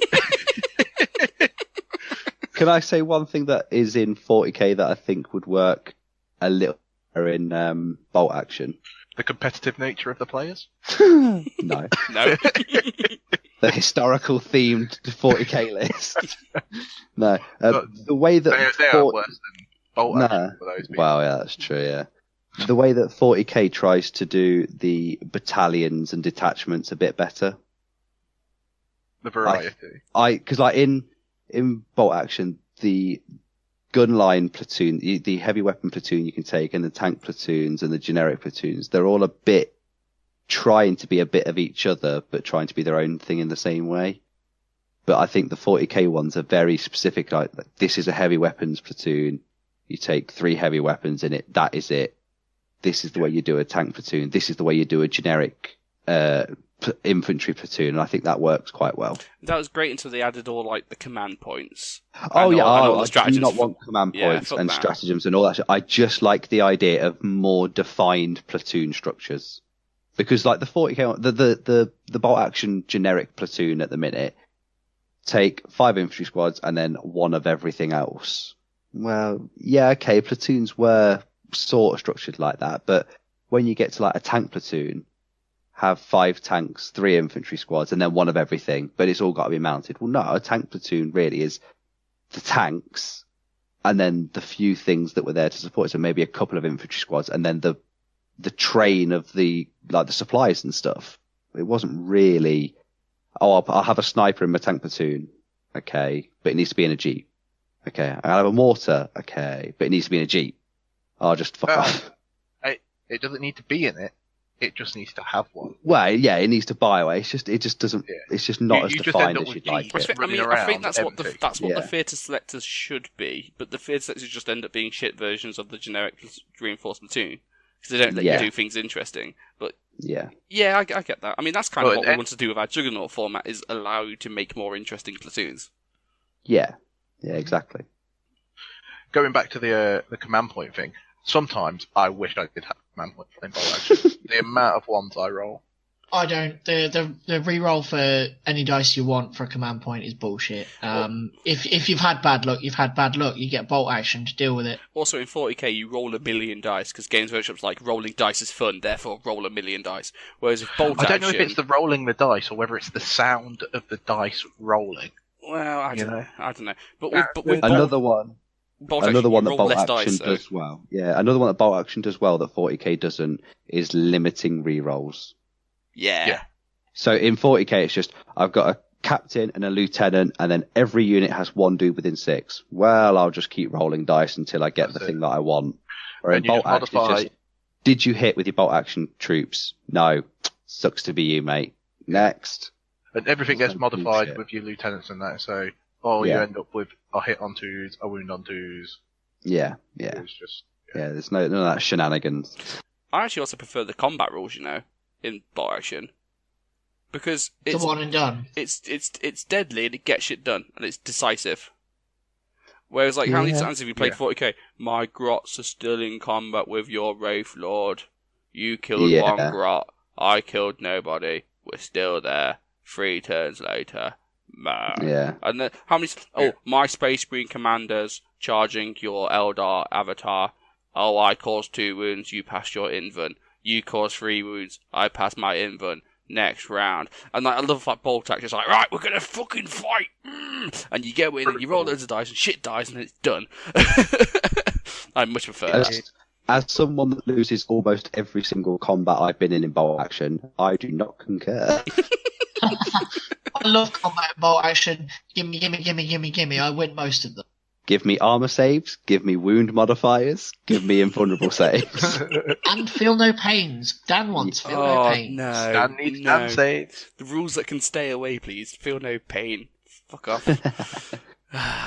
Right. I've got a question. So we've received... I'm not free tonight, sorry.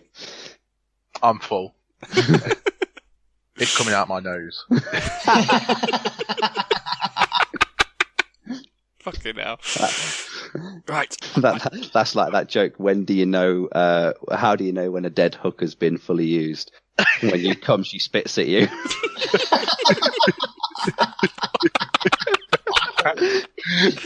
Oh my god.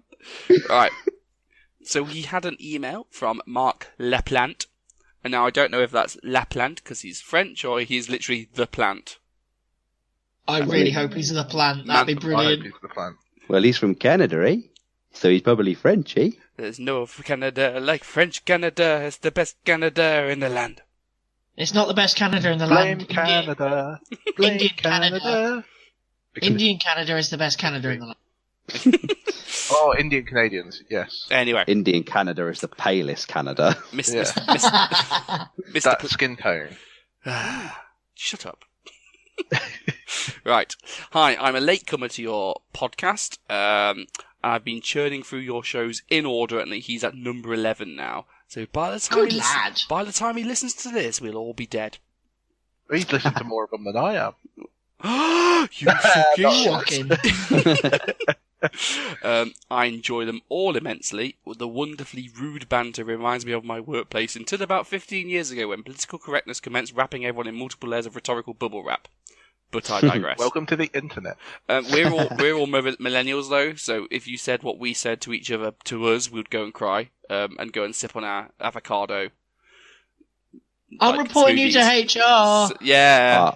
I wouldn't run and cry. I would take off my white silk glove and challenge you to a duel. I can imagine you with a white silk glove. Look, That's how far in the villages Dad lives. It's my pimp glove. Anyway. He says, I love bolt action for all its faults, but it could be improved. One irksome quirk in the game to me is hidden units. I'm sure I'm not the only one who has noticed that they aren't actually hidden. It's like playing hide and seek with your 4-year-old and they are hiding behind a floor lamp. Can confirm I've done that. I wonder where so-and-so is. I mean, Yeah. I'm behind that lamp. You- But where are they? Gamely It's when their feet are hiding out the bottom of the curtain. Kiwi, yeah. You gamely pretend you can't see them, but they are. I worked out an alternative hidden rule. It requires some simple 3D printing. He's loaded the file for anyone interested, and wrote the attached article explaining it. I know some may say it would slow the game down, but I don't think so. In fact, it would bring units into contact quicker. I'm just tossing this out there. I see from your Juggernaut Tourney platoon builder you are willing to colour outside the lines. You may find it of interest. Thank you for your great work. Mark Laplant. And yeah, he's I don't colour outside the lines, I just move the lines. from Canada. Yeah. So I've read through his article. I won't go through it here because otherwise this bit will take for ages. But basically, what he does is the 3D printing prints off like little label clipper thingies, and basically you sign each unit like a letter, and then that corresponds to like a token you put on the table. So on the table you might have A, B, C, and D, and they refer to specific units, but you don't know what they are. For anyone that's played 40k 6th Ed or before with Dark Eldar Mandrakes, it's that rule. No. It's Basically, newer than it that. is. It's Basically newer than that. it It's 40k Gene Stealer cults. Yeah, it's basically you have some random markers and you don't know which one's which, and then when you shoot it, it's revealed. No, So you don't know your own. no, that you know yours. He doesn't know Unit. his. He Right. doesn't know yours. So if So- my units are hidden, I know which is which. Yeah, so Yeah. he doesn't know whether that's a sniper or a forward air observer or a spotter. Isn't that how the hidden rule works anyway? No. No.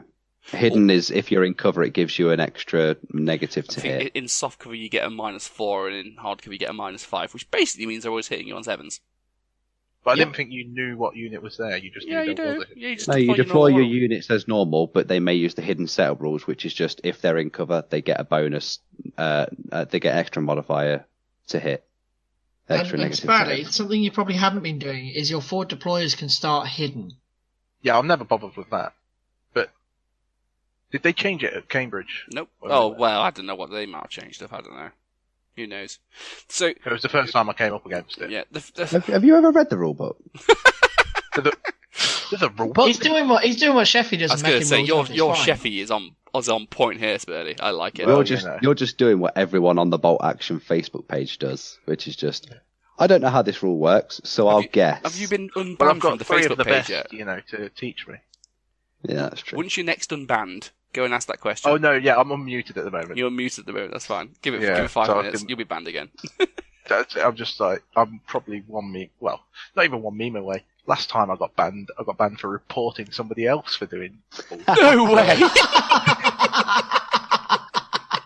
Pretty sure. Well, I warned them that the admins were coming, and then I reported it, and then I got muted. So. Oh, but so my I'd say for things like campaigns and fun games in the garage, this actually looks quite fun, really. I wouldn't for events, so only because there'll be some gotcha moments when, it turns out you thought it was that, but what's this all along? Also, you're gonna know what it is when it suddenly starts measuring 36 inches and starts sniping you. Yeah. Like, number A is definitely a sniper because he just killed my officer. Well, that's the thing. Yeah, When- also, have you read the rulebook, Tove? When hidden units fire, they're revealed. Yeah, have you read the rulebook, I Tove? suppose. Sometimes. Sometimes. I mean, it's Totes don't read it's rules. quite an interesting rule. I'll give it that. I quite like the idea of it, and I like the idea that hidden isn't just negative to hit. It's actually something that's quite interesting. So I'd be up for this. Yeah, it's definitely an interesting one. As I say, I'm not sure for events, but definitely for fucking about on a club night. Yeah, great, go for it. We could always test it to add it into a later Jugger pack and see how it plays out. Yeah, that could be. It's just it's a more shit to explain, isn't it? That's the only downside with it. Yeah. Especially the amount of Yeah. rules we're fucking getting now. On a cold, Fine. wet night in Leicester. When we finally break away and do Jugger action, we'll be able to do it. just go, fuck you all, we're writing a new rulebook. Yeah. I don't think that would happen unless V3 is absolutely atrocious. Yeah. Me next? Yep. So, we had an email from Paul. He says, "Hi guys, I'd like your opinion on a Finnish army that I'm looking at starting. I've already bought a mortar and a box of infantry, so good start, Paul. I'm looking at taking this to Warzone Montreal here in Canada, so another Canadian. I don't know why you guys have nothing else to do except for listen to our pod. So, Mate, we're really popular in Canada. It's because they're so cold. They've got nothing else to do than listen to us and keep them warm. So, God bless Canada. maybe all the latent homophobia and dick jokes hits home with them. Oh, God save the Queen, eh? Yeah. Yeah, buddy. My main reason for taking things is not many people here have faced, and I've decided that I want to take a filthy list to the event to kick some French Canadian asses. Nice. Yeah, so quickly running through the list. He's got Hold on. Go on. But he said he finished his army, and then he said he's starting it. What? No, he's Finnish army. Finnish. Christ. I see what you did there, Pete. I like it. Nice. You can Right. stay. Right, shut up. So he's got a regular second LT with a buddy because he's Canadian. He has to take a buddy. Not a guy. He's got.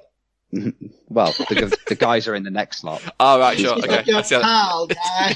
Yeah, he's got 2 9-man continuation war squads that are veteran, a couple of SMGs, an LMG, and a couple of Panzerfausts in each one. Then this is where the list starts to go a bit awry. He's got 2 8-man Calcapatio squads. Now, I love Calcapatio squads, but I'll explain why this is a bad idea in a minute. Then he's got a 9-man Sissy Recon squad with an LMG and 2 submachine guns, and I'll explain why that is wrong in a minute as well. Then he's got veteran flamethrower, veteran sniper, regular Panzer Shrek, regular medium mortar, and a light howitzer with a spotter, which is regular as well. And that is a 1,250 point list, and that is 11 dice, guys. Yeah. That is a lot of shit. Well, it's not a lot of shit. It's only 11 dice. 1250. Yeah. That is Now- not a lot of it. So, Paul, mate, some of the things that the Finns are good at is ambushing with rifles. And you have spent a hell of a lot of points on submachine guns, light machine, and LMGs. So you've got a lot of SMGs and LMGs. And I've also, just your continuation war squads They can be regular. They don't need to be veteran. Take them in 6-man squads, put them in Komsomolets. That gets them up the board quickly. You don't need the SMGs, you don't need the LMG. They are just in the army as your Panzerfaust carriers. That is their entire role. I never leave home in my Finnish army without 2 squads of them with 2 Fausts each. Whether you give them a transport or not is up to you, but that's what I prefer to do. Calcapatio squads. For anyone that's listening that hasn't dealt with Finns before, Calcapatio are fanatic tank hunters that can outflank on turn 3 onwards on any board edge without writing down where they come on. They can come on from any board edge, even your opponent's long table edge. What? They are all equipped with SMGs. They are all tough fighters, and they're Finnish, so if you ever kill half of them, they then suddenly go up to leadership 11. Aren't they also all medics? They Yeah, are what all is medics, that? yeah. So basically, when you shoot them with anything that isn't a heavy weapon, so anything that doesn't have a pen value, on a 6 they can ignore it within 6 inches of themselves. But it only includes that squad. Now, Calcapatio are fucking awesome.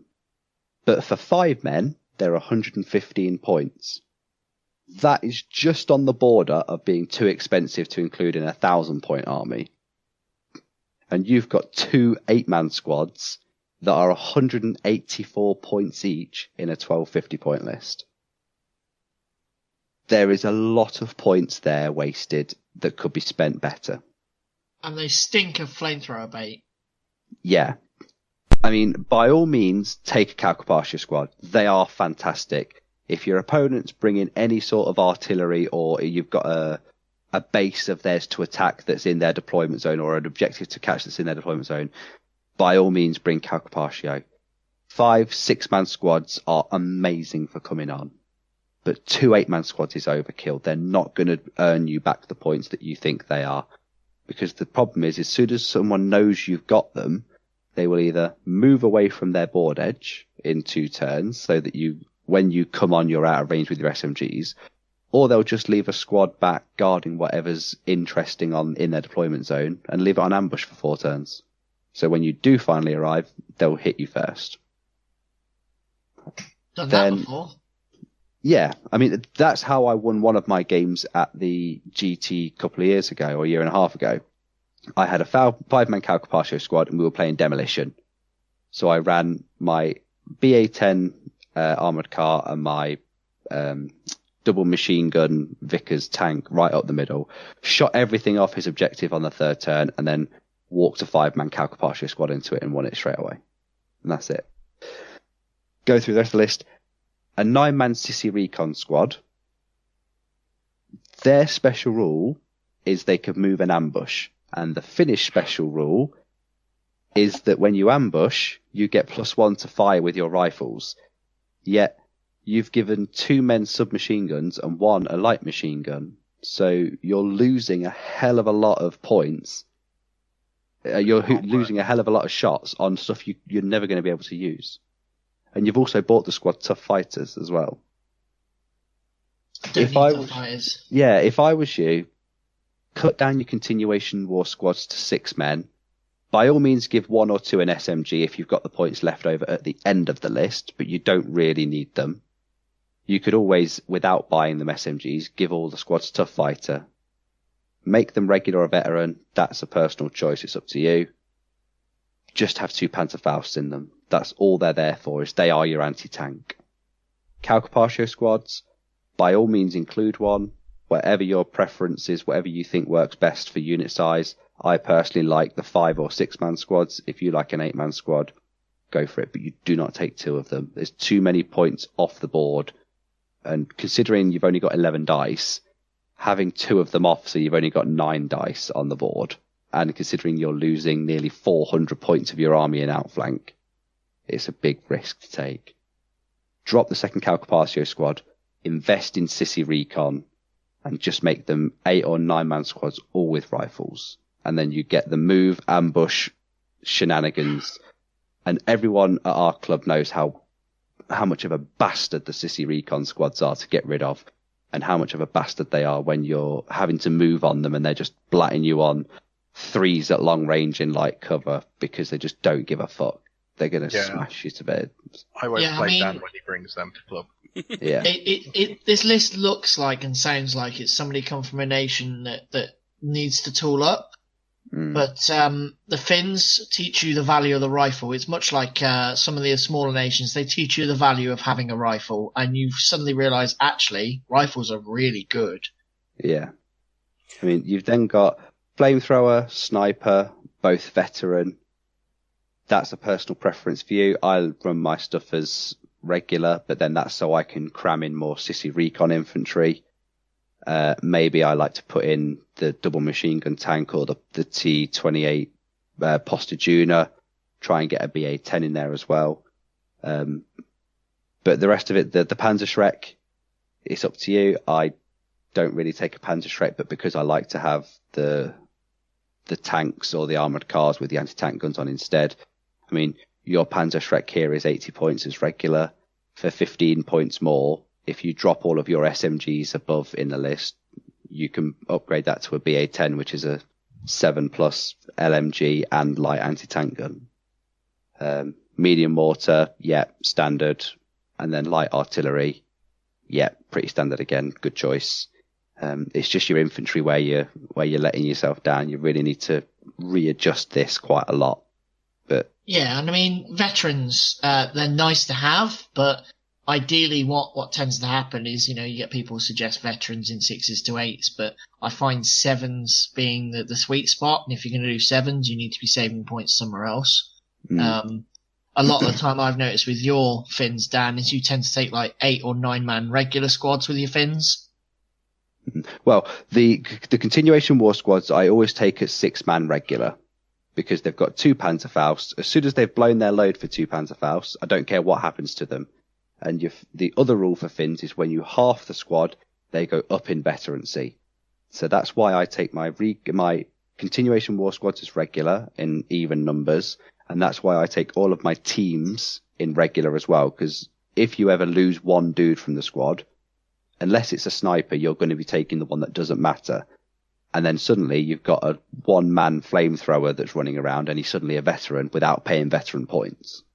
So there's a lot of points you can save in a Finnish army that you earn later on in the fight. But yeah, and then the sissy recons, 7, 8-man squads is the sweet spot. You don't need 9. It's a bit too much. You would prefer to have 3 7 or 8-man squads than 2 9-man squads with an LMG. And remember, when you're equipping an LMG to the squad, one of the people with a rifle has to load the LMG, so you don't get the benefit to hit with the rifle. And the light machine gun doesn't get the benefit to hit because it only applies to rifles. So, there you go. Just a debrief. I would also say it depends on what the tournament rules are, but this is screaming to be multiple platoon. Yeah, Finns work fantastic at multiple platoons. So you've those 2 continuation war squads are 162 points veteran. If you just drop them to like regular and dropped all the shit you don't need, so it'd literally just be 10 blokes with 2 Panzerfausts, that's only 110 points. You've saved yourself 100 points then. That's a second officer, and then you can start doubling up on your cool stuff. Like Finnish snipers are brilliant because they get the +1 from ambush. Yeah. Well, the Finnish snipers can also do the move and ambush shit as well. So if someone sets their sniper up and you think, ooh, if I put my sniper in the cover here, it's going to get shot first turn, you just put it behind the cover. And then first turn, you walk in of the last dice of the turn and then move into ambush. And then at the end of the turn on a 4-up, you can shoot anything on the board on a 2. It's fantastic. Good. That's really good. That's another trick that I like to do with my Finns a lot. Motherfucker. Well, that's the thing that I like to do with my Finns a lot is if I move any infantry and it then goes into ambush, I usually don't like to fire at some stuff just when you advance. I like to go into ambush, wait for the end, and then take that 4-up because instead of taking into account, moved, possibly long range, possibly cover, you're probably looking at 5, 6s sometimes to hit stuff. Whereas if you move and then ambush, if you're in cover at long range, say, but I'm a Finn, so I get +1, I'm hitting you on 4s. So suddenly that 8 shots on 4s is a hell of a lot better than 8 shots on 6s. Yeah. This So- just strikes me as a list that's not taking advantage of what makes Finnish armies good. Yeah, reread the national Yeah. rules and apply all of their national rules to what you've got in this list, and just look at. I mean, you've got 1, 2, 3, 4, 5. You've got 6 sets of submachine guns here on units that don't need them. That's 18 points saved straight away. You don't need light machine guns on any of these squads. That's another 60 points saved right there. That's enough to get you the double nipple cannon tank and nearly a BA-10. And those 2 vehicles are some of the best in the game, especially for Finns, because they're a lot cheaper because the unreliable are on the BA-10. Or get the Posta Juna because it throws out so many shots, it's unreal. There you go. But anyway, there we go. Are you alright, That was Dan? almost an army book review, wasn't it? Was you pretty triggered there? I know you hold Finns very close to your heart. Yeah. Well, the Finns are, like, some armies are just an absolute bludgeon to the head. You know, Russians are a bludgeon or a sledgehammer. There's not much finesse to them. You just go, here is everything you could ever imagine, and I've managed to cram 53 units into 112 points. You go, well, okay, brilliant. Finns are a scalpel. They are they need to be played so precise, and every point matters with a Finnish army. So it needs to be really well defined and really well tuned. And this list just isn't. So There you go, Mark. Paul. Paul. Sorry, Paul. Maybe Mark would have made a better list. Mark, pay attention as well. Hey, they're both from Canada. You guys need to meet up and either play Bolt Action or fuck. Paul's not proper Canadian though, is he?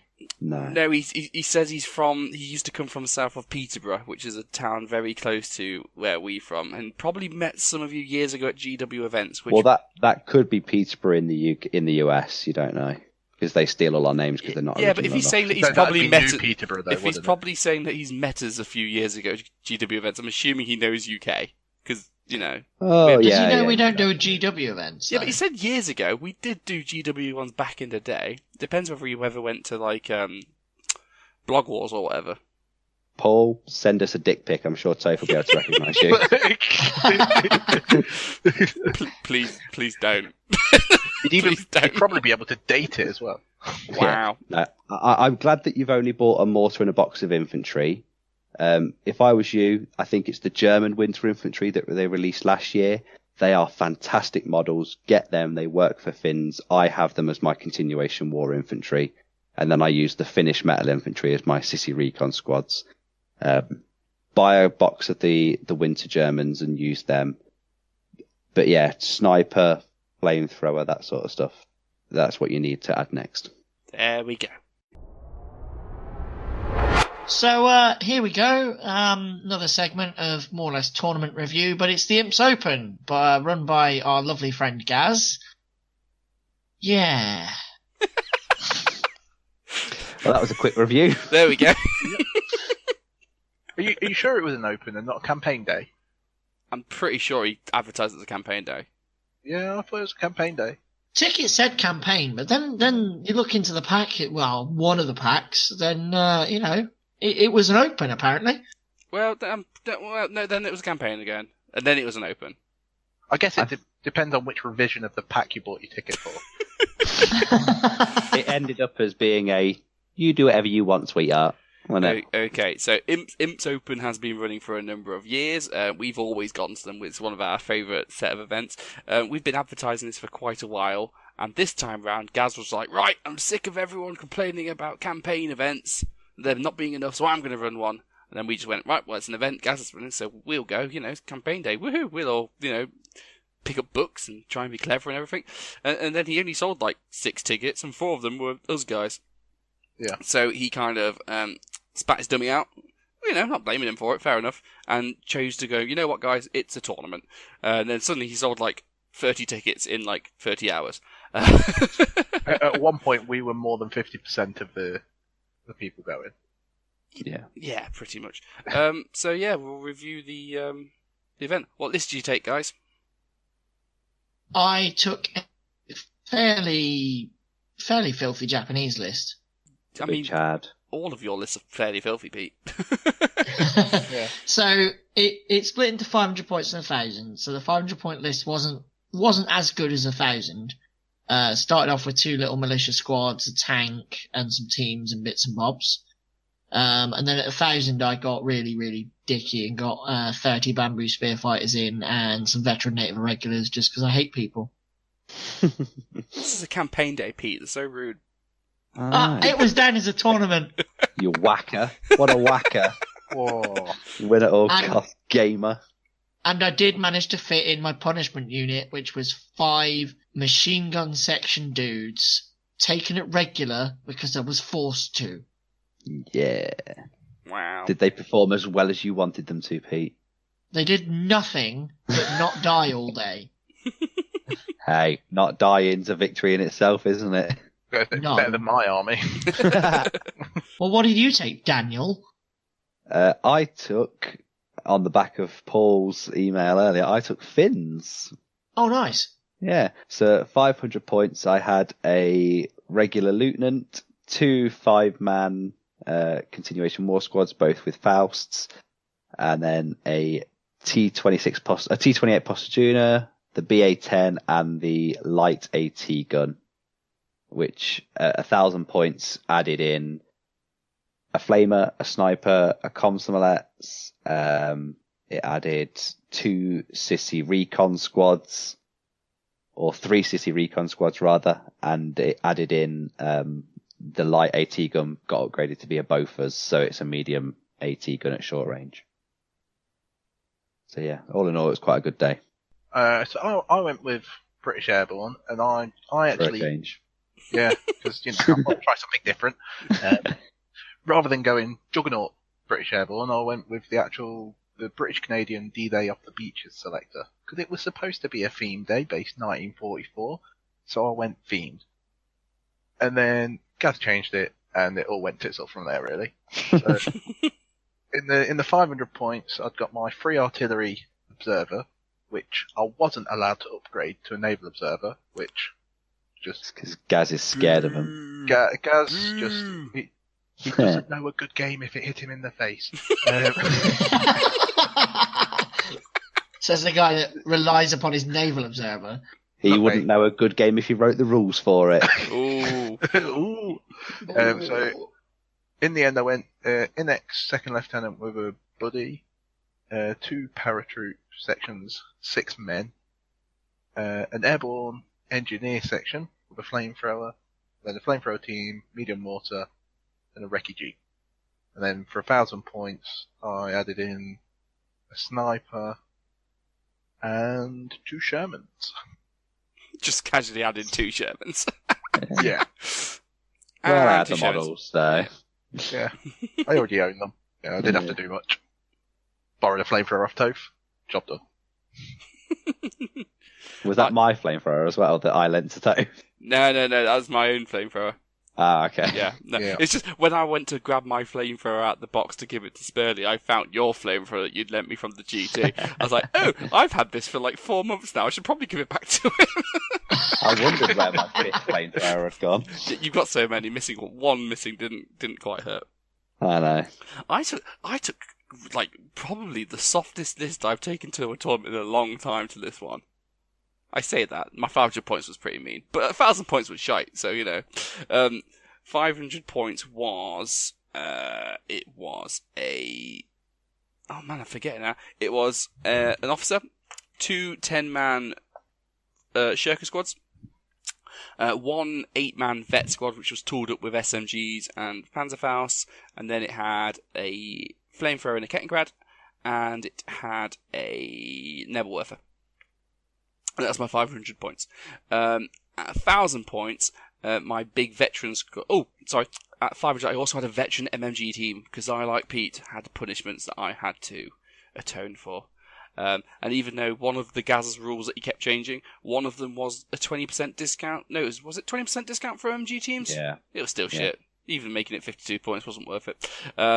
I didn't get that stupid discount because mine was a stupid squad. Meh. And then I took and then for 1,000, I tripled the veteran squad, so I had 3 of them. I added a sniper, and then I added a Panther term, which is normally 280 points, but then because of Gaz's pack, he added 20% off heavy tanks, so that dropped it down some. And then after much persistent bitching, he let me take it fuel shortage. Did you roll for it every game? I forgot. You need to do it after moving, and it never moves. Basically, yeah. After all that. You can't run out of fuel if you don't move. But Tristan of the Bacon Burgers, take notes. That's how you grease up a TO. He already knows how. He knows the techniques of how to grease up a TO to get what you want. An armour platoon to a non-armour platoon. Yeah, I've got to learn from Tristan. He already knows. He already knows how to. A fuel shortage Panther term is a level above. Well, here's the thing. So overall, it came down to about 180 points, which is the same points it costs when you take a Panther term in a Jugger pack. And let me tell you, an inexperienced Panther term at 180 points is still one of the shittest units in the fucking game. It is atrocious. It might have got its points back maybe by the 4th game overall. I mean, I remember when we were playing in like the practice games, it did nothing. It was fun as shit though. But, it was. Yeah. So you never ran down that street. So let's go through the segments. Let's and do our rankings. And right at the end, we can tell you all how our lists got on and how Dan got salty as shit. As did Pete actually, for different reasons. I think everybody got salty at one point. I didn't. I was happy.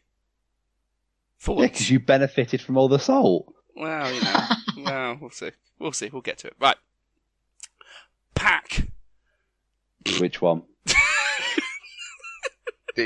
It's a valid point he's made.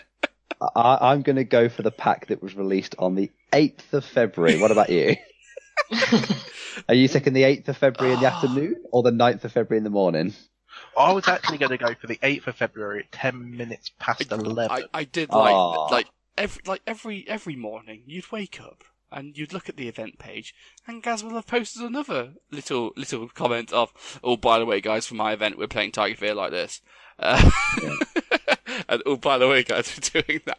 And it's like, Gaz, I know you mean well. I know you're trying to like make a nice, balanced, nice event for everyone to turn up to, but you're better than this. If only there was a really well-made pack already out there that he could have utilised. You know what? At every point I was telling Gaz, by the way, if you just use Jugger format right, you wouldn't have this problem. Because basically Gaz knows that there's some stuff with the game that he's improving, as we all do, and he was like, nope, I'm gonna fix it myself, and all that meant he was updating the pack every 5 minutes, and it was very hard to keep track of. It was funny actually, because anytime any one of us saw someone going over to Gaz to say like, oh Gaz, in this mission, how is this objective scored? All of us took it in turns to just kind of shout across the room, you wouldn't have had that question in the Jugger pack. and by the second, after lunch, by like 3rd game, he just went, Toph, yeah, I should have just run the pack, shouldn't I? I was like, I just hugged him. I just hugged him. I was like, guys, thank you for, acceptance is the first step. Welcome to the Jugger side. And he has said that. Hi, my name is Gaz, and I'm a Juggerholic. Any future events, he will be running the Jugger pack, so our influence is spreading. But the intention was there, and the rules were pretty clear. But it kept changing, and then when you start adding this unit gets 10% off here, and this unit gets 20% off there, and it just makes me think, oh, it's just, yeah. It got very complex, because even the missions in the pack, on the day I had to turn around and go, the mission says this. In literal terms, this means this. What do you actually bloody mean? I mean, I know we're just as bad, because the Jugger format's quite a few pages, but at least we give it to you 3-4 months in advance, and we don't change it that often. Or at least if we do, it's more of a correction. It's not like a big change. Yeah. Yeah. I get the whole campaign day tournament thing. I know, I would have been happy to go to a campaign day even if there was only 10 of us. But yeah, I know it's kind of a. It made you rod. He took the rod for his own back. You know what I mean? Yeah, and I mean, when it was campaign day, I had a German list ready to go. Then it went a little tighter, still a German list. Went super tight, switch to Japanese. It wasn't even funny. Yeah, well, I just took my fins, and the only changes I made was because he said try and make them 1944 themed.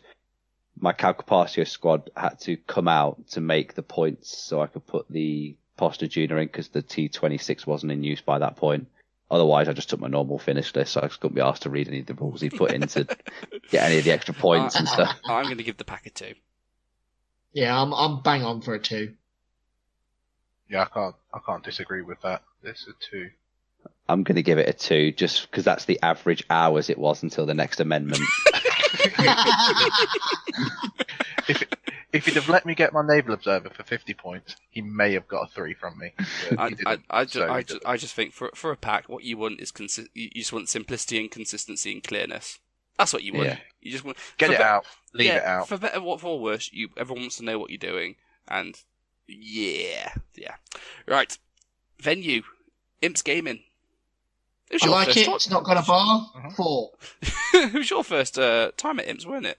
Yeah, it was. Spurlie, yeah. Yeah, first time there. What do you think? Oh, it was decent.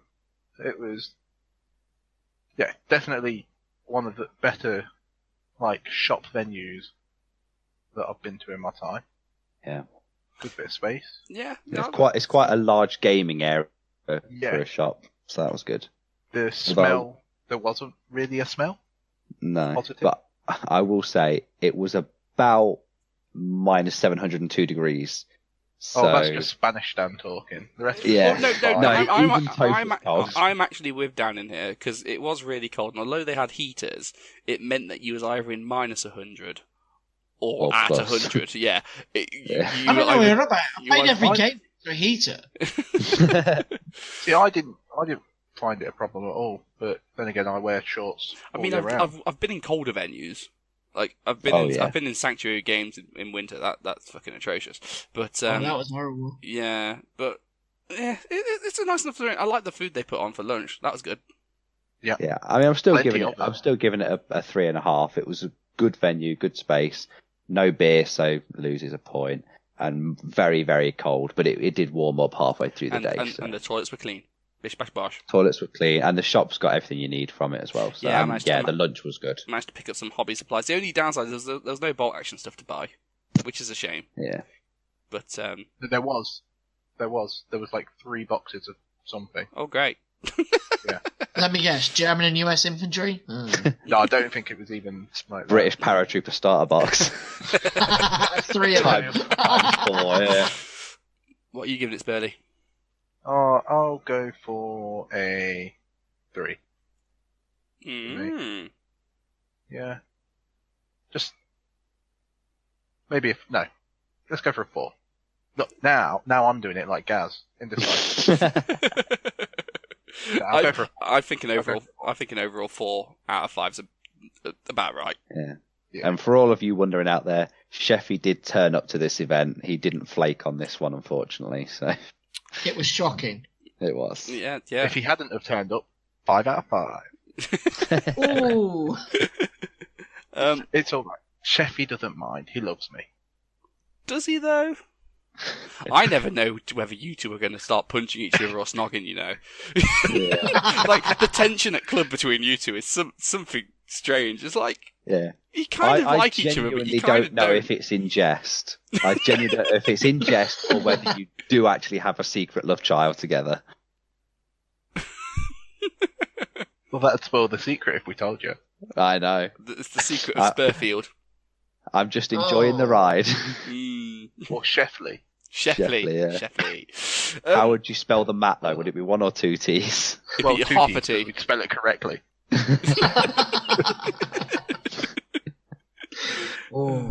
Terrain?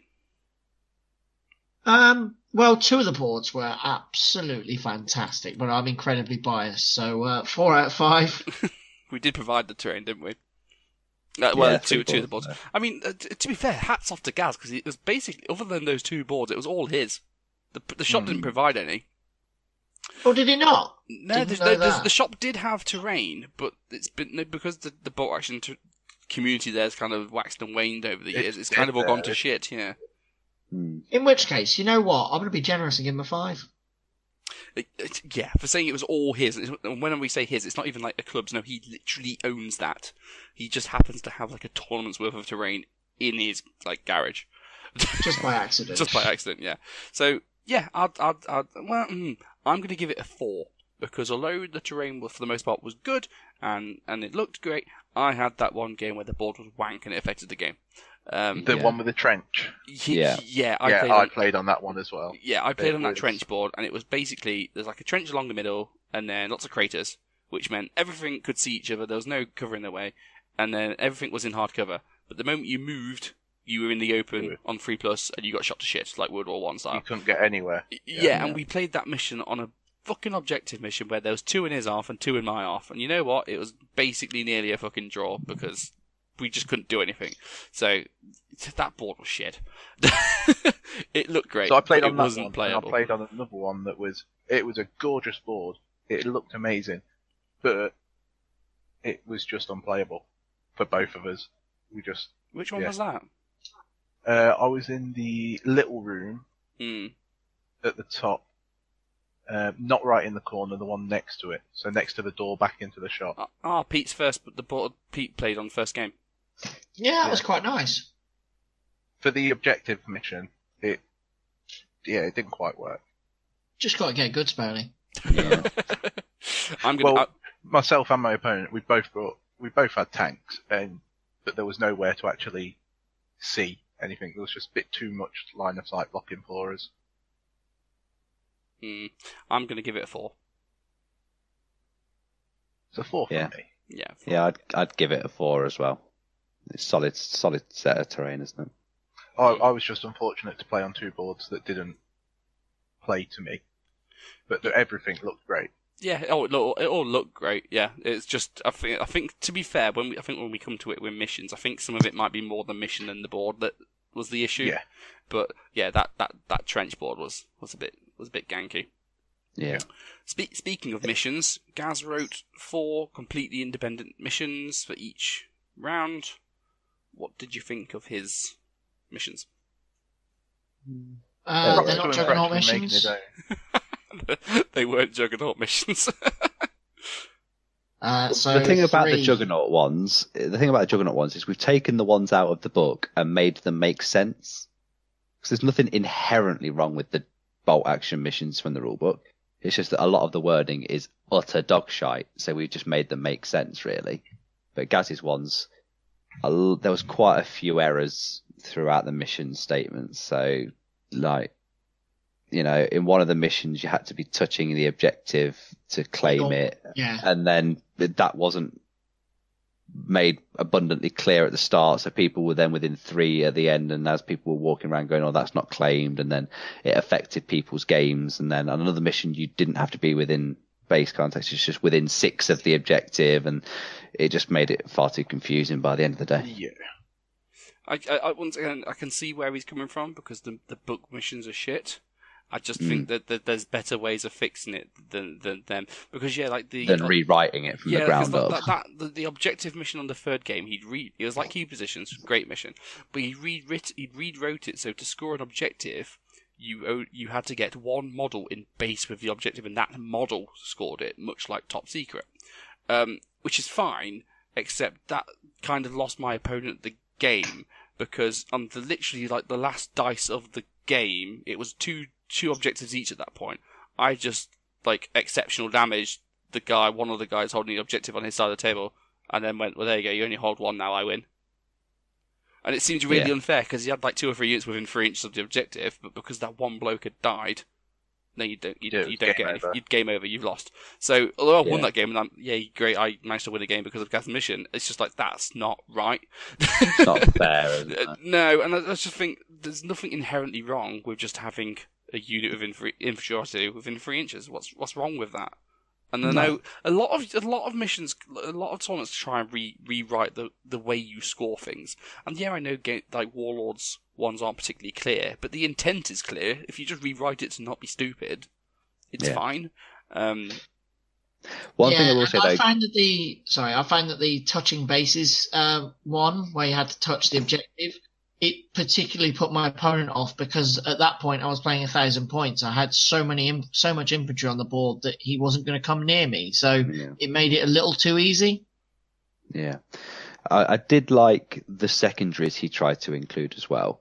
So each mission had a separate secondary, and it was things like kill the officer and an NCO from a squad, or you must be contacting.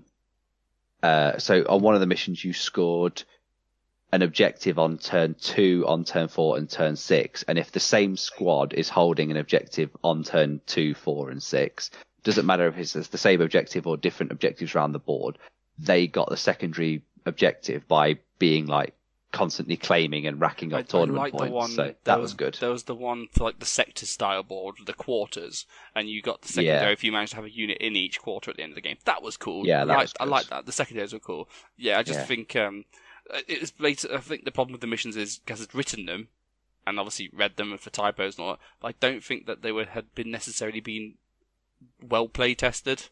Which I think the downside. There's a lot of things that like the objective one. It's when you're saying you just need one model to catch it. Yeah, sure, that's great. Until in practice you get a bunch of juggernauts to try and break it. I had break something. So that mission where you had to stay on it. For the majority of the mission, I had a second LT on one and a bomb stick on the other. Meant the rest of my infantry could just run off and do what I wanted. Yeah. Yeah. I'm going to give it a 3. I'm going to give it a 3. There's a lot to be improved with the missions, really. And another thing, I know we're taking a piss somewhat, but we just kept going to Gash, if you just played the Juggernaut missions right, you wouldn't have this problem. The first one wasn't it? It was just alpha target.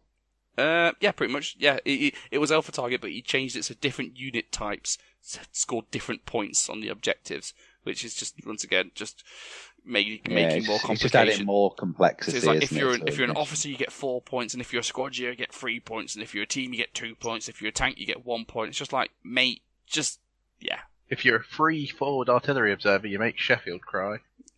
Yeah, they counted as HQ units for 4 points. Yeah, so it meant British players suddenly had like double the massive scoring units that everyone else did. Yeah. 15-point Campertai counted as a HQ unit. Woo! So is Commissars, yeah. So I've given it a 3. What's your other scores, guys? I'm with a 3. 3 here. Yeah, same. 3. Cool. Atmosphere. Sheffield was there. 1 out of 5. No. That's a bit high. Mate, Sheffield was salty as shit. He was. I mean, if you ignore Sheffield's salt, ignore his salt, 5. At the end of the day, I had to take him shopping to calm him down. Yeah, Did you get him a new dildo? Some sexy lingerie. He'd taken a relatively naff list, because obviously he'd started building his list for the campaign day, and then when it was changed to a tournament, he was like, fuck it, I'm halfway through building and painting this list anyway, we're going to stick with it, which is fine, until he then basically started losing. And in his defence, a lot of like dice rolls just didn't go his way, like, prep and bombs gives every unit 3 dice, that kind of thing, 3 pins, that kind of thing. And I think it was after his second game, he was furious. Yeah. To be fair, though, props to him for going to a tournament with a themed list. Oh, well, yeah. I mean, he knew what he was getting into. That's why he's like, nah, it's my own. It's why he wasn't angry. It's only because he paints too slow to produce anything else. He's got his Soviets. He can make a business with them. He painted those in like 3 days. Oh, mate, he did paint an entire army in 3 days, which proves that he can do it, so he is a lazy cunt. And he does nothing else at work, so he's got no excuse. He's batting off the church ladies, though, trying with all their micromanaging, so I can understand his rage. He's trying to take after Dan, who does just enough work. Yeah. Otherwise, atmosphere. I mean, it's a great bunch of guys, isn't it? I fucking love tournaments. Yeah. I don't know. My third game was against some right fucking knobhead who wrote some shit pack. Oh yeah. My first game was some knobhead who with shit part who just kind of threw his army at me and didn't play properly. Yeah. Gas. No, I'm same 5 out of 5 atmosphere. I've no issues with this really. It's a bolt action tournament. Good shit. Yeah, Yeah, 5 out of 5. I had nothing bad to say about anyone there, so yeah, 5. Yeah. I ended up with a grudge match against Max from Warlord, carrying on from the GT, or as Dan calls it, that tournament. How did your grudge match go? We're 1-1 now. I don't want to talk about it. It's really nice to see the Warlord guys there though, because like they sent 2 guys to our finest hour, which was great to see some support, and then they sent 2 guys to Imps Open as well, and that's 2 tournaments in 2 weeks, and they'd sent Warlord sent guys to both to represent. And they're a lovely down bunch of in- guys. Yeah. Bristol or Brighton, wherever it is. Yeah. They've done a lot of tournaments over the last couple of months. It's really nice to see, and it's nice to have a chat to it. See things from the other side of the counter. Well, it's nice for them to get out, isn't it? To see that they're having a good impact, because obviously they brought a load of prize support with them again, so it's nice for them to see it all being widely well it's received. nice for them to talk to us in the person and not just the darts board they've got set up in their office where they just throw darts at our logo. They can actually come and throw them at our actual faces and go, "Fuck you, Juggernaut, Yeah. ruining our game." Yeah. I thought I mean, that's how I'm they pretty picked sure. units. Books. Just, put them all up on the board. Whichever 6 units we hit, that's the new book. I'm pretty sure that they've actually got pictures of our faces on there, and they're just like stupid. I managed to convince Max to join the Bar Action Memes page, Yeah. which I'm proud of. Yeah. That was the best part of the day, actually. Racing to see who could accept him first. Yeah, that was pretty fun. Yeah.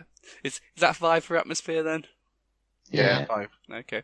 Right. Who wants to put the penny in Pete and set him off? I will. Ready? Ka-ching! And let me wind it.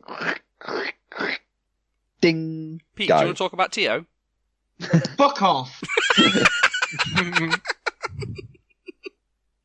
Let's change the pack a million times. Every time, take fucking special characters out, and then what do I get game 2? An army full of special characters. Fuck off. Don't hold back, Pete. Come on. Oh! Sherman doesn't have the special character keyword. It wasn't the Sherman at 500 points. It was was it not? basically more or less a US army, so they can move and shoot all they want. +1 to shoot at all times, because they're Hollywood. Harder to hurt them.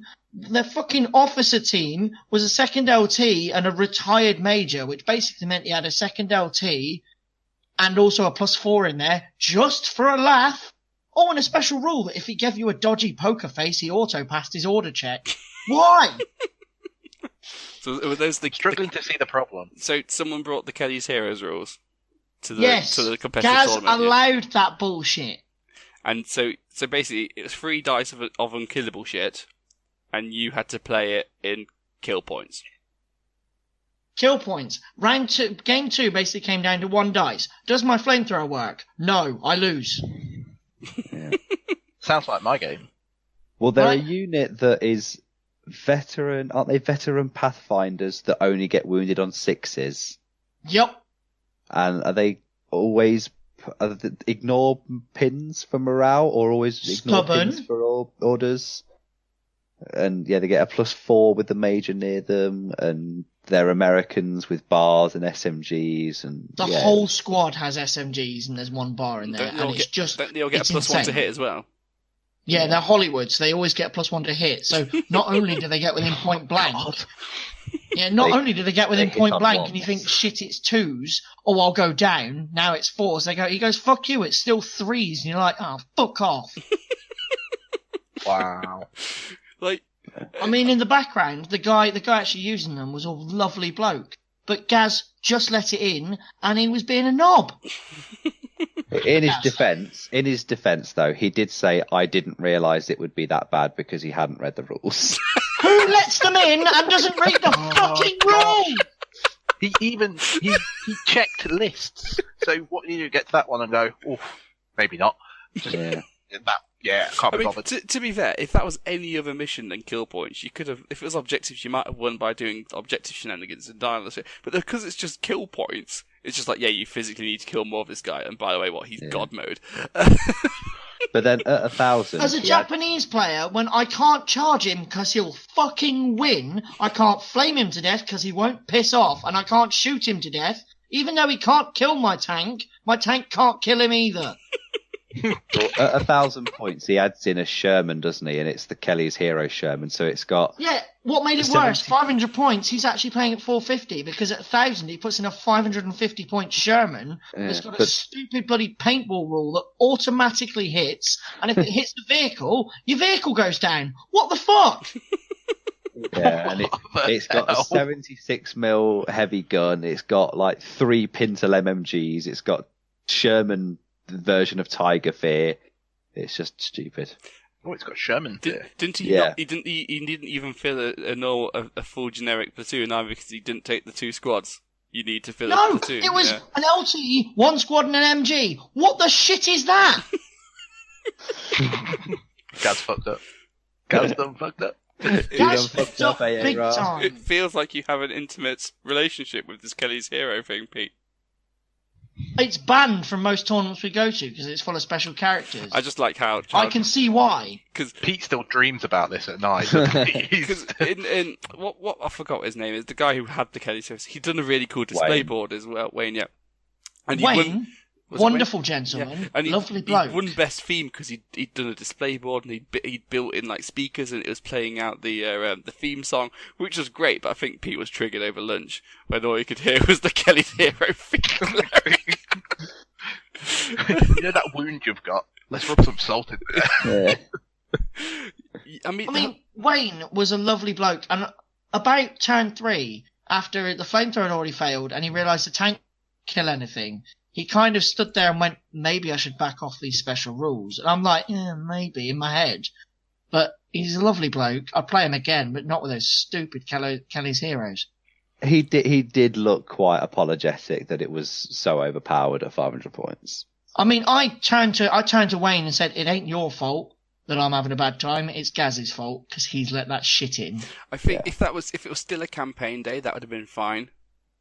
Campaign day, I don't care. Kill me, you know? Yeah, but the fact that it's like, no, this is now a tournament, but you're allowed that. Because if I'd taken like Vasily, or if I'd taken a 0 point major, yeah, the whoever that bloke is, Tadamichi Kurobayashi, I knew you'd know. Sure, yeah. I can't banzai, but I've got a +5 everywhere. Yeah. So, what points you giving to? I'm going to give him a First time 5 ever. because he lets in Kelly's Heroes. First time ever, and I hope he doesn't take it personally. 1. To be fair, that was a shit move, yeah. But in terms of actually TOing on the day, he did a really good job. Everything was on time. He managed to run, get all the scores in and all that on time. He managed to ring as well, and any rules questions you had were answered quickly, and he nominated me, Dan, and Russell as like rules jockeys. So if he couldn't be nearby, you could ask us, which is great because we could rule all our own games and cheat. Can we give a big tournament? Well, we'll get on that. Can we give a big shout out to Mel for helping out with the scores and doing a lot of the admin in Gaz's absence while he had to ring as well? No, I was kind of jealous. I could never get Kat to come to one of our tournaments to help doing like number crunching. She'd be like, fuck off. That's actually probably the one way you'd get Gemma there. Say, Gemma, we need you to do some admin. She'd be all over that shit.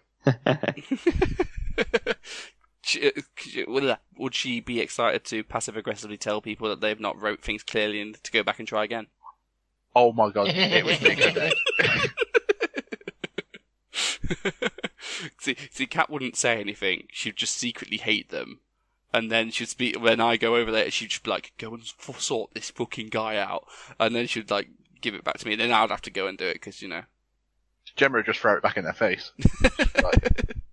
She'd be like, E-, do it again.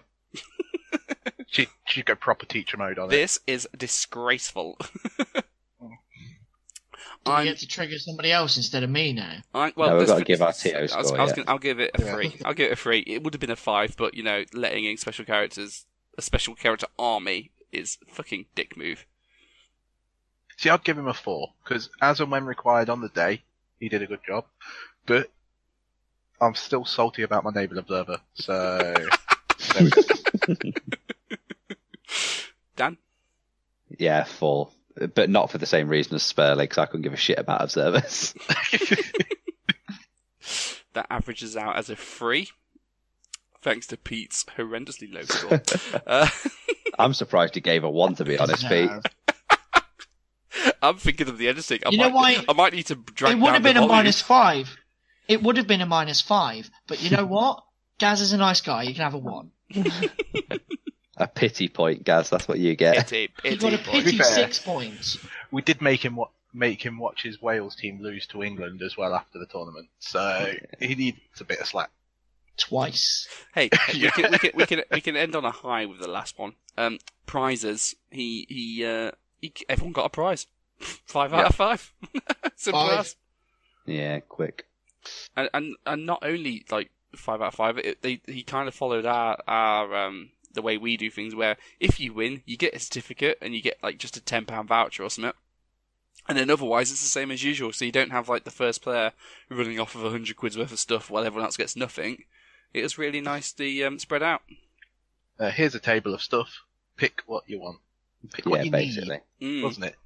Yeah, it was really good prizes as well. There's some really interesting stuff because Gaz is obviously in the RAF, so he gets a lot of access to military history and military style books that we wouldn't normally be able to get hold of, being juggers and not being in that industry. So we had some quite interesting books that are a good kind of background material to read through, which is quite cool. Yeah, it's good. I managed to pick up another Panzer IV, or at least a chassis that I'm going to use to make a Kugel Blitz at some point. And yeah, I've got some vouchers. So and we all got goodie bags. Yeah, Which had some Tufts and had a Mini, and then had loads of Haribo. yeah. I got some Hungarian infantry. A Soviet Stalingrad veteran. Winter. I got a German Stalingrad veteran. Summer. There's some Tufts in there actually. I hadn't spotted. Yeah, there are some Tufts. I was quite happy. I got an Italian infantryman, which I'm going to use to wipe my arse when we've run out of toilet paper. In fact, are we allowed to give prizes a 6? No. Because I had a little Hago tank 1-man turret. On the day, 4 foo bars. Oh yeah, food bar prizes. What did you get? Oh, you got more. You gave paint out, didn't you? I got a pot. There was dice as well. A pot of highlight flesh from Panzer Aces. What's that? A pot of Iraqi sand from Vallejo Modler. I got some the silver dice that Warlord give out for stuff like that. And I got an inflatable shell that, because Juggernaut Luke got a foo bar and was like, oh, bummed I didn't get a prize, I gave him the inflatable shell. See, I didn't roll 1 foo bar all day. First time. Well, isn't that nice? I only foobarred after they ran out of prizes each round. It was fucking annoying. Yeah, me too. I need a few more of those silver dice to actually have enough to make it worthwhile. I've got 9. I think I need about 5 or 6 more, and I can use them for an army. That's it. I've got 9, so I would have done well for my 500 points. We'll talk, lads. We'll talk. We'll take it off of this. I'll sort you out. Oh. How many more tournaments are we going to, Dan? Jesus. Hey, Del Boy Dan's got you covered, mate. I'm all right. He's got those weighted 6 dice for those order checks. Yeah, that's it. So are we all giving 5s for prizes? Yeah. I'd love to give a 6 for prizes, but that would scream us. I think the prize for everyone, no matter what, and they were good prizes. What more do you want? So, they got a 26 out of 35. Not bad. That's all right. I mean, Gaz is capable of more. I'm sorry we slagged you off a bit, Gaz. We do love you, but you can do better. He'd have got more if he'd just stopped those stupid heroes. In his defence, I know he's had a real hectic few months, and I know planning a tournament's quite a big ask, and for the most part, he did it all by himself. Because like when we do a tournament, all 4 of us chip in to like TO it. So good on him for managing to put it on. Because I know at some points it almost didn't happen. So yeah, fair enough. But make your life easier, man. Run Jugger Pack, and remember we're here, man. We'll come help. Just throw us the question, man. We'll come help. I mean, start of the event, he did basically turn around and say, I'm the TO, I'm having to ring. If you've also got rules questions, you got Topher over there, you got Dan over there, you got Pete in there. They should know what they're doing. Yeah, I think he was just pulled a bit 5 ways till Sunday, and that reflects in the score, which isn't fair. But this system doesn't doesn't give a shit about whether it's fair or not. So fuck you. No. And I look forward to his campaign day. You know. When that eventually ever happens. Yeah. Shall we cover final positions of a few select people? So I'm a little salty about this. I'm talking. Hold on. I'm talking. I'm a little salty about this final position because without that second game, I would have been in the running. Right. Spurlie came last. No one cares. No, I didn't. Sheffy came bottom of all the juggers. Lol. Sheffy came 18, and I think Spurlie came like 16th or 15th. I was 17. 70. Out of how Okay, so many? one above. 28, I think it was in the end. That's alright. It's not too bad. Not too bad. It's not great. It's not bad. Then we had Conrad at his second ever tournament, finished solidly mid-table, just above mid-table, I think. And AA Ron was there. Pete was there as well. AA Ron was 16th. There was I was 8th. block of it at the top and a block. Let's get to the top two, shall we? Hold on. So- I was 8th. Another Juggernaut was 4th. I think there's another Juggernaut in 5th. So Oh, Luke was there, wasn't he, as well? Yeah. So, at the going into the final round, Toph was on 3 wins and 2 secondaries. No, it's and 3 and I 3. was 3 and 3, It's 3 and and I 3, was yeah. on 3 wins and 3 secondaries. And in the final game, I was playing Russell, who a lot of you may know, and I got a win against him, quite a convincing win, and I managed to get a solid major win with the secondary objective. So I was on 4 wins and 4 secondaries.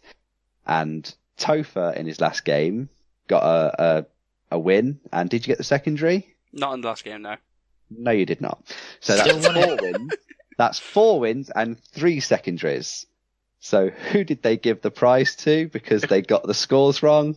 If El my maths Diablo. right, Toph. Yeah, I came the first, man. devil of bolt action. So I got 4 wins and 4 secondaries. Toph got 4 wins and 3 secondaries. But when we went back to Gaz's afterwards, he did call us in and say they had got the scores wrong. So I fucking won. So suck it, Toph. Do you want to fill in the parts you have missed from that story? hold on. No. What you missed out, right, is without the Kelly's Heroes game at the end, if we put it down to 3, I had 3 wins, 3 secondaries. Without that stupid Kelly's Heroes game, I'd have taken you all the way to the wire, Daniel.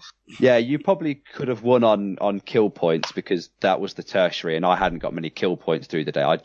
I won the mission and just stopped everyone else doing it, but I hadn't taken many dice. But the reason I'd got it, the reason I'd got it is because on the last mission, or it might have been the third one, on the third game, sorry, instead of putting a yes, no in the secondary column, I put a tick and a cross, and apparently that's far too confusing to have a tick and a cross. It's said in the pack. No one understands what a tick and a cross means, so they hadn't recorded it as a yes and a no.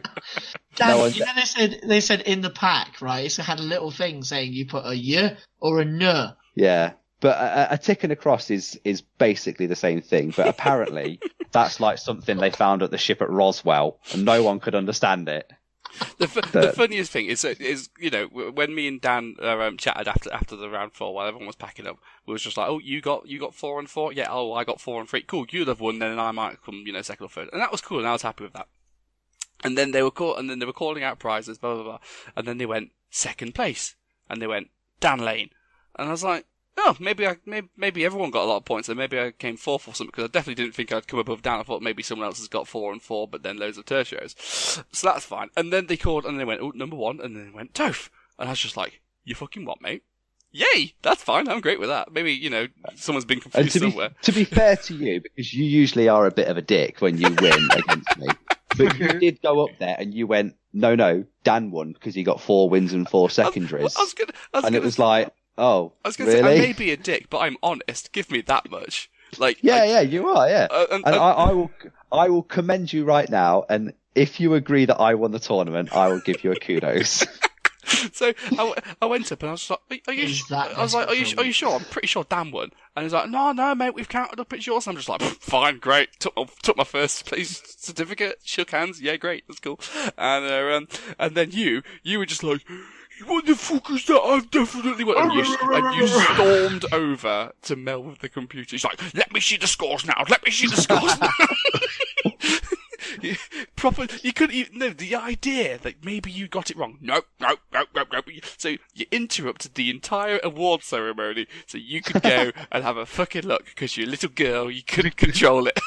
I was checking where Sheffield have come. That's such bullshit. You were triggered, mate. That is such bullshit. You were triggered. It was the GT all over again. And I will concede, yes, you won and you deserve to win, and I would have been happy with second. However, I have a first place certificate at home. It still says first place. I'm not getting it. It means nothing. No, yours means nothing, because you know who everyone saw get that first place and shake hands? Me. You know who everyone saw having a tantrum? You. Did everyone see you whinging at Mel when we got back to Gaz's later? No. As far as everyone's concerned, I still won. Fuck you. You should write your entry cards better, sir. Yeah, Not I'm even sorry. correctly. I shouldn't use such Just fill it cryptic out language, correctly. should I? Maybe next time I'll put it in binary. Luckily, because of the way the prizes were, it didn't They were mean, the same, it didn't mean any difference in terms of who walked home with what gold. Literally, the only difference is that my little certificate says first on it rather than second, and vice versa for Dan. If there'd have been a GT ticket up for first prize, oh boy, would I have admitted you won. Nope, Topher definitely. Going there again. Hey, I got one win, mate. I don't know what you're talking about. Did Mel print you off another certificate? No. So it's all still- I'll do is what I'll do is. Get Do you remember when we Sharpie. went to that? Remember we went to the doubles tournament, Pete, and they wrote Dan and Pete, but they got our last names wrong, and we asked him to cross it out and write it over because it'd be funnier. Yeah, I've still got that. I'm going to do that with this. I'm just going to get a big Sharpie and cross it out and put first, and then at the end I'll put Steve Toph. Oh, that's a great idea. I might print out some of my own certificates and do that for myself. I'll feel better. But what I'm going to do is I'm going to send it to Gaz so he can initial and date it, stamp it, and then send it back. Nah, not really. Yeah, you see, that looking at those final standings, it just annoyed me about Game 2 even more. Yeah. Because I've done so well throughout the day. Well, if that hadn't have gone the way it had, it was probably going to be me and you. It would have been me and you top table to fight it out for the final. And then you two would have drawn, and then I would have won anyway. There you go. All's well that ends well. Yeah.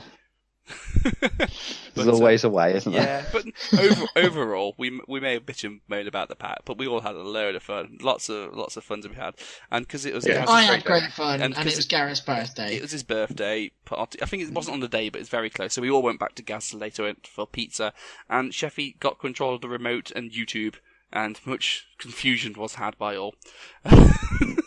Yeah. I much preferred it when Spurlie had control. Oh, guys. I like the video Toph put on.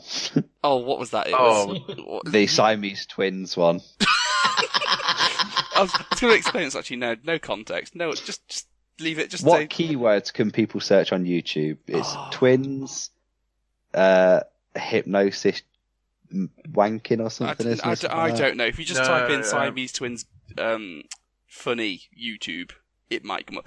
Message me out. I'll find it for you. Don't worry. We missed the biggest talking point of the day. At least it was for me. Halfway through my third game, I was sat in my chair and I went to pick up the order dice, and I stood up and I went, ooh. My back went again, guys. Picking up an order dice, it's even less heavy than a fucking cheese sandwich. No, it was a dice bag. Give me that. Oh, Dice bag, okay. yeah. But this time I was prepared, and I was like, "Oh shit!" I went over to my dice box, pulled out my tube of Voltarol, and just went to town on myself. And then because Just Pete in the middle of the tournament, Toast in the middle, going, "Oh yeah." Pete was playing behind me, and I just casually showed him the bottle of Voltarol, and he just pissed himself. Just like, not again. I can remember walking over after my second game, and when you'd just done it, and you were just about to finish on yours, and you just looked at me, and I was like, "How's it going?" You shook your head, and you went, "No." I said, "Oh, you're losing." You went, "No, it's this." And you showed me the tube, and I just fucking burst out laughing. Yeah. I was like, "You fucking old bastard!" Health and safety, people. Health and safety. I mean, and as I've got at Cambridge last year, it started off alright and I was managing it, but then as the day went on, it got worse and worse and worse and worse. But luckily, because it happened in like game 3, it didn't. I managed to like plough my way through game 3 and 4. But when we were sat there at Gaz's, I was in a little high chair, like some old lady just sat there in a corner, like, Pete, can you pass me the Coke, please? I can't reach it. It got to a point where we'd order pizza, garlic and herb sauce. Toph normally gets 2 because I don't like this stuff. But he dropped one on the floor, and he went to reach for it, and you could see the agony in his face. So I grabbed it and was like, mate, I've got you. Opened it for it, was like, there you go, baby. I couldn't actually sit in my chair to eat pizza. I had to lay on the floor like I was a fucking Roman emperor on a chaise longue eating pizza. It's the only way I could get it to work. So, yeah. Mate, Juggernaut podcast tip, take better care of yourselves. Don't be like me. Toph, I would like to suggest to you do some back exercises every morning. Yeah, it's family trait. I am a horrendously fat bastard who doesn't take care of myself, but it's not all me. It's a family thing. But yeah, fuck me, mate. But be prepared. I was prepared. Took my Voltarol with me. I was on top of that. I was like, boom, get it sorted. And you guys were a lot nicer to me this time, actually. Yeah. See, there was one point where I dropped a horrendous fart. I smelt it, got my spray out, and covered it off. And it was the same point I was stood behind Toph playing. Fucking hell, Pete. You see, I know you'd never noticed. I dropped a horrendous one. I just left it. As a real man does. Yep. So, yeah, that was the 4th. Was it the 4th or 5th Imps Open? There's been a lot. There's been a lot. 4. I know there's been a 4th, because I think there was a doubles as well, where you dragged me to the top. Just call it the next instalment of, because then you don't need to number it. Yeah, but if he does another one, we'll be there. We're in. Yeah. Why not? Yeah. So we may bitch about you guys, but one thing you can guarantee is you put an event on, we'll turn up. it is constructive feedback. We say because we care. And because we want you to use the Jugger pack. I mean, I like this. He gets it. Hashtag Jugger format. Right, shall we do Mr. Blurby Herby Lurby? Yeah. Oh yeah. Should I introduce the section as Column from Derry Girls? You know, I was talking to that wee boy down the road there, and did I tell you about the wee boy? He's got a red car now. Now, I don't like the colour red for cars. Statistically, you're more likely to get stopped by the police. But anyway, as I was saying, I was talking to that wee boy down the street. Now, his mammy, Sharon. Sharon works at the bakery. I went into that bakery twice last week. On Monday, I bought a baguette. And on the Thursday, I bought another baguette because I'd run out of the first baguette. Now, anyway, this wee boy that Sharon's laughed, I think his name is Tommy. Or it might be Timmy. I don't know. Anyway, I was talking to Sharon into that bakery on the Thursday after I'd lost my first baguette. And she said that she listens to the Juggernaut podcast. I said to her, Sharon, I don't know what you're on about. Maybe I should talk to Timmy about it. He's more down with the kids. Anyway, I was talking to Tommy or Timmy, I don't know what his name is, in his red car. And he said, "What the feck are you talking about, old man?" And I just had to stop there. I don't know what I was doing. Oh my god. Oh no. Anyway, that wasn't the point of my story. My question was, is anyone shagging you, Sharon? Because I'd quite like a go. And as you can tell, I can last a really long time. Oh, that was absolutely amazing. This steps up a level. Oh, that Derry Girls series is so good. Oh, that's is Derry Girls shown like in America? Well, it's I on really Netflix, hope so. so I imagine so. Go and watch Derry Girls. It is the funniest shit you'll ever see. Oh man. So. Oh right. So we're on the Blobby Hobby Lobby. Labby Harby Labby. The Blabby Harby Labby. Oh, to be sure, we're on the Mr. Blabby Harby Labby. So, Lobby Hobby, Mr. Lobby. pledges last month. Rubes had to do a tank destroyer. Rubes. Oh, who let him out? Wait, you mean he's got out? Is he behind the Who fridge? let him out? Last I checked, he was in the fucking cage.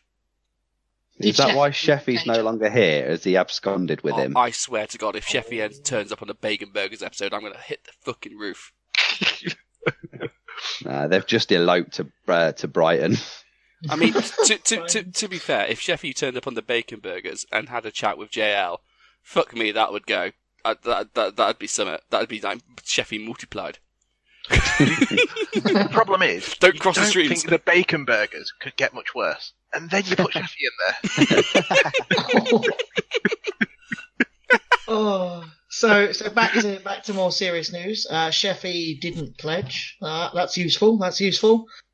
Toph, It's as if he come knew. back to Toph. Yeah. Dan, you had to do a test model for your Japanese. I have. I did 2 test models for my Japanese. Look at him showing off too. And then, Well, honestly, I looked when I was looking through the army book and I was looking at some reference images, and there was mainly 2 types of uniforms that weren't like the SNLF. So I did a test model for each of those styles. I posted it up on the Facebook page, on the Bolt Action page, and then when I completed it, I did it on the Juggernaut page today as well, which is Friday when we're recording.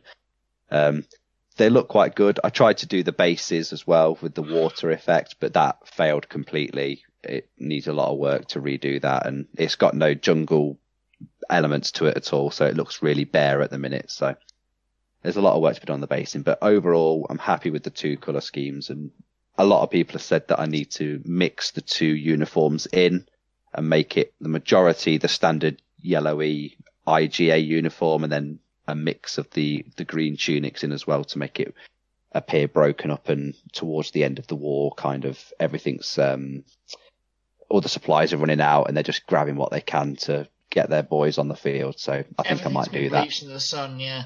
Yeah. Yeah, they look good. I'll be honest, they look pretty good. Yeah, I'm quite happy with how the paint jobs come out on the models. It's just, like I say, the bases just need a hell of a lot of work. Yeah, aren't the arms nicer for rifles? Yeah, they're pretty cool actually. I do like those Japanese models. So, and I've got a few vouchers to spend. So, I've been having a look through the army book. So I might go and get a Kaishin Hoto or a Chishin Hoto. Yeah. Just because I want that to be my anti-tank, because I'm not taking bomb sticks. I'm going to be in my army list. I think I'm going to be taking the forward deploying anti-tank weapons teams that are all tough. Team. Yeah, the improvised ones. Yeah, where they're all tough fighter against tanks. I'm going to use them as not my anti-tank, but I'm going to use them to hunt down weapons teams. Yeah, that's good shot. Because they'll actually be useful, and then you use the Kaishin Hoto as the medium AT gun. Oh, mate, that Kaishin Hoto's probably, I'll be honest, one of the best tanks in that book. Yeah, every time you use it against me, it's a real fucking pain in the arse. So which one's that? Is that the light tank with medium gun? Light tank, medium gun, rear tank. face MMG, hull MMG, and it can hide behind a wall effectively. Oh, Yeah, and that's it's- nice. Oh, It's that one- little thing. it's one of the only ones that isn't one-man turret as well, so it can actually fire all of its weapons at the same time. It's one of the few tanks that's actually a tank. Yeah, basically.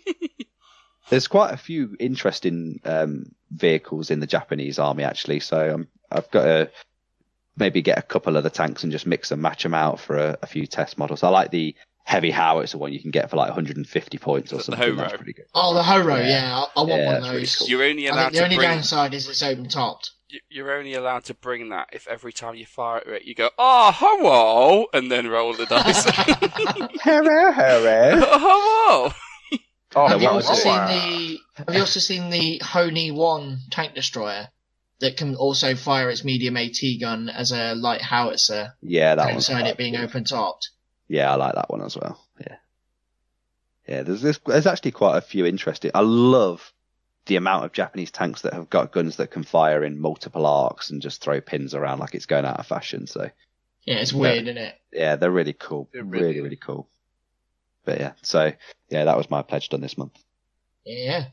My pledge was a test model for my Brits, a Kempertai, and basically splitting my sniper that I've got for my IGA into 2. All 3 are done. I'm not happy enough with the test model to post it anywhere yet, so I'm probably going to carry on playing around with that. Was it a contrast paint failure? No, it just doesn't look great. I don't think I was tidy enough with it. Oh, okay.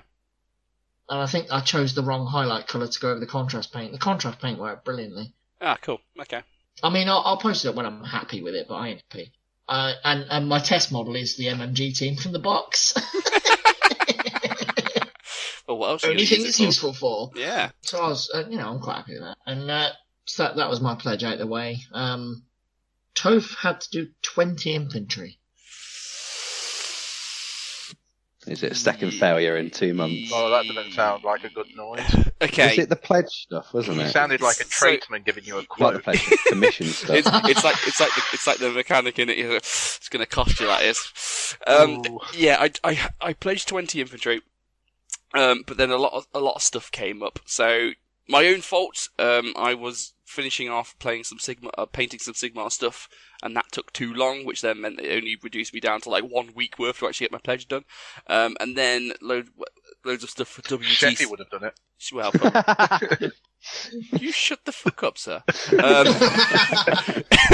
And then a load of WTC listing happened before we submitted, and a load of changes came up that I then was added onto the paint thing.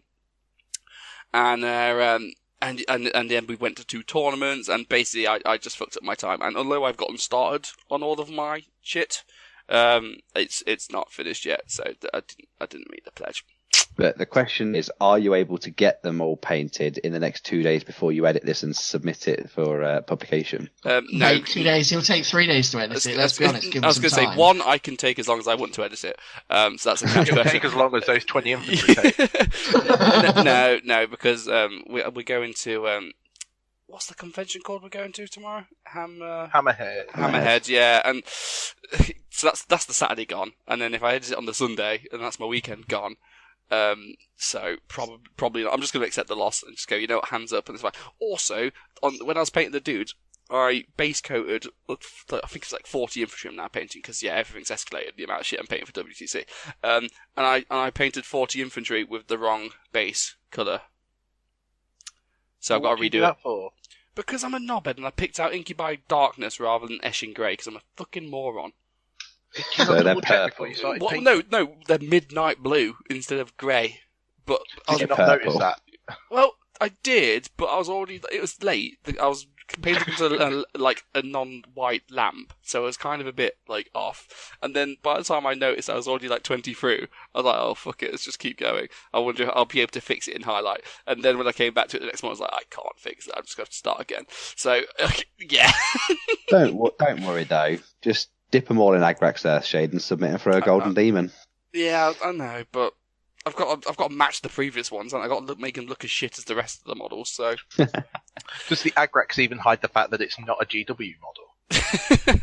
this is all right. It's all right. So yeah, hands up. I fucked pledge up. No, I'd like to think my reasons are vaguely valid, because WTC is kind of important. But whatever. What are you going to do to punish me? Please be nice. Well, Spurlie, it's your first episode. What do you think we should do? Well, I don't know. Is this not safe for work, this podcast, or where are we going? No, you do whatever you want, mate. Oh, brilliant. Don't do it again, Toph. There you go. That's him told. I'm sorry. Because usually it would be at your next tournament, take an MMG, that kind of shit. But the next one's the WTC, so I'd be punishing currently the rest of you as well. Well, one Can't change lists. I was going to say, 1, we can't change lists because they've now been submitted and they're locked in. 2, mate, I wouldn't jeopardise the WCC for some shitty podcast anyway. That's what I'm saying. Like, you could pledge that, I just wouldn't do it. 3, with the WCC being postponed, if that's for like 6-7 months, God knows what's happening with lists. Are they going to give it, because you might have people dropping out if they can't make the next one? So I think that's going to throw that entire thing out of whack. So, I don't know what's happening with WCC. I've got a good punishment for you. Go on. It's probably not one that you could enforce, really, but I know that you want to do Japanese as your next army. Wait, it was one of the options, yeah. you have to do Greeks at some point. I'm not buying a whole fucking army. Look, even the bacon baggers agree that Greeks are shit. It's Besides, fine. Look, combat You've got fighting two in a Greeks. row. You've got two in a It's row. not 2 in a row. It is. I failed the MMG one months ago. It's just Oh, this is has been it the first months? tournament Oh. since. Yeah, it's not. I've passed the last Fine, month. I'll meet you halfway, Dutch. No, I'm not starting a new army. Boo, Um, Topher. No. So I've got one for you. Next tournament that's not the WTC you go to, you must take a unit of Volks Grenadiers. What if I'm not taking Germans? Then it's going to look really. I'll tell you hard what. on the I'll tell you what. Next tournament I go to, I have to take 1 unit out of the book that you guys get to pick. Yeah, I'll all tell you right. what, if you go to a tournament and it's Russians, you have to take a full body armor squad. If it's Germans, it's a full SS squad or similar, but every single model has an assault rifle. Ooh, that's horrible. Oh, that's cruel. Because then that unit is fucking deadly, but also they're about 412 points. Sam desperately needs to properly win an event. Wait. If that's full SS, does that mean they have to be fanatic as well? Yeah. But the rest of your army could be whatever you want it to be. Mate, a 10-man veteran SS fanatic squad with full assault rifles is like 250 points. Or do we say it's a 10-man squad of your choice with assault rifles, but you cannot buy them a transport? Deal. Yeah. Deal. And if it's Russian, you take a 5-man veteran body armor unit with a flamethrower. That cannot have a transport. Oh shit, the bed. Body armor veterans without a transport. That's like suicide. You should have thought about that before you didn't pick him. Oh, fuck you, Spurlie. What about if it's Brits or Polish? We'll have to decide Okay, then. we'll decide. Okay. Fair enough. Yeah. We'll decide close to the time, because let's be honest, tournaments aren't going to be a thing. I managed to win a tournament with a shitty list with a veteran MMG team and a Panther term in it, so I fancy my odds. Yeah, we didn't win. I did win. I did win. You didn't. There were like 30 Dan, having witnesses. to learn from the GT, there were- even when you do win legit, Toph still wins. Yeah, but you also took broken fins. I had a fucking Panther term and a veteran MMG. How are my fins broken? I took 2 LMGs. Toph was proving it's the player, not the list. What, back on my second? Mate, your book's broken just from buying it off the shelf, mate. Well, yeah. It's the moment- I've got one for Brits. If you take Brits, is you have to choose Indian or Brits. You can't use both national characteristics, That's fine. That's Whoa, easy. well, that's fair. over the top, mate. and you taking can't things do too it far as an now. armoured platoon. Mate, just make me pick Topher's boots or something. You get Yeah. rapid fire, Oh, alright. but you are not allowed to any rifles.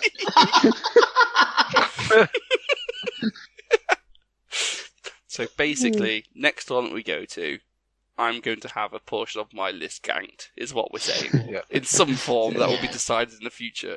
Oh It's no! basic. If it's Brits, you must take the veteran Piet as your only anti-tank. What if my next tournament, I'm assuming it's not because August is a long way away, what if the next tournament is not 2 sets back when I've got to play Tristan? Are you willing to sacrifice me on the altar of podcast superiority? No, not 2 steps back doesn't count. Does that not count? No, That's good, because at least beat Tristan, so... Yeah, you've got to show those convicts why we sent them there in the first place. Well, best get to a tournament then. Yeah, I mean, what tournament's going to be running during coronavirus? Well, Black Dragon might. yeah, I was going to say Black Dragon probably is, and I think they were running one in May. That now that we're not going to WTC, I might be able to squeeze in. Let's have a look. Let's be honest. I might be able to squeeze in. You're going to do exactly what me and Dan predict you do. Me and Dan will buy a ticket, and you'll be buying your ticket the same day. Well, you know, I'm not apologising for shit. He's going to have upped his game now. He'll buy tickets before us, Pete, and just go, "No, I'm not coming, not coming." They go, "Surprise!" Well, no, what usually happens is if there's a tournament I want to go to and you guys aren't committed, I just buy you tickets anyway. It worked with Pete. Yeah. I'm just like, Pete, we're going to this event, fuck you. And you're just like, well, I've got to go now. Yeah, you bought the ticket going, we're going to this event, screw you. And I'm like, well, I've got to go now. And then we got there and they're like, you owe me money for a ticket. And I went, I'm buying lunch. He went, oh, okay. Deal. Well, your next event is probably going to be an Age of Sigmar one anyway, isn't it? Maybe. AOS doubles. So Yeah. you can't take a Slan Mage Priest in your Seraphon. That's not fucking bolt action. I mean, he's right, it's not bolt action. And to be fair, I'm probably going to be paired with him. With the new book coming out, I might not necessarily need a Slan. Yeah. Actually, I'll take Lord Croak. Lord Croak's not a Slan Star Master, he's a Croak, so fuck you.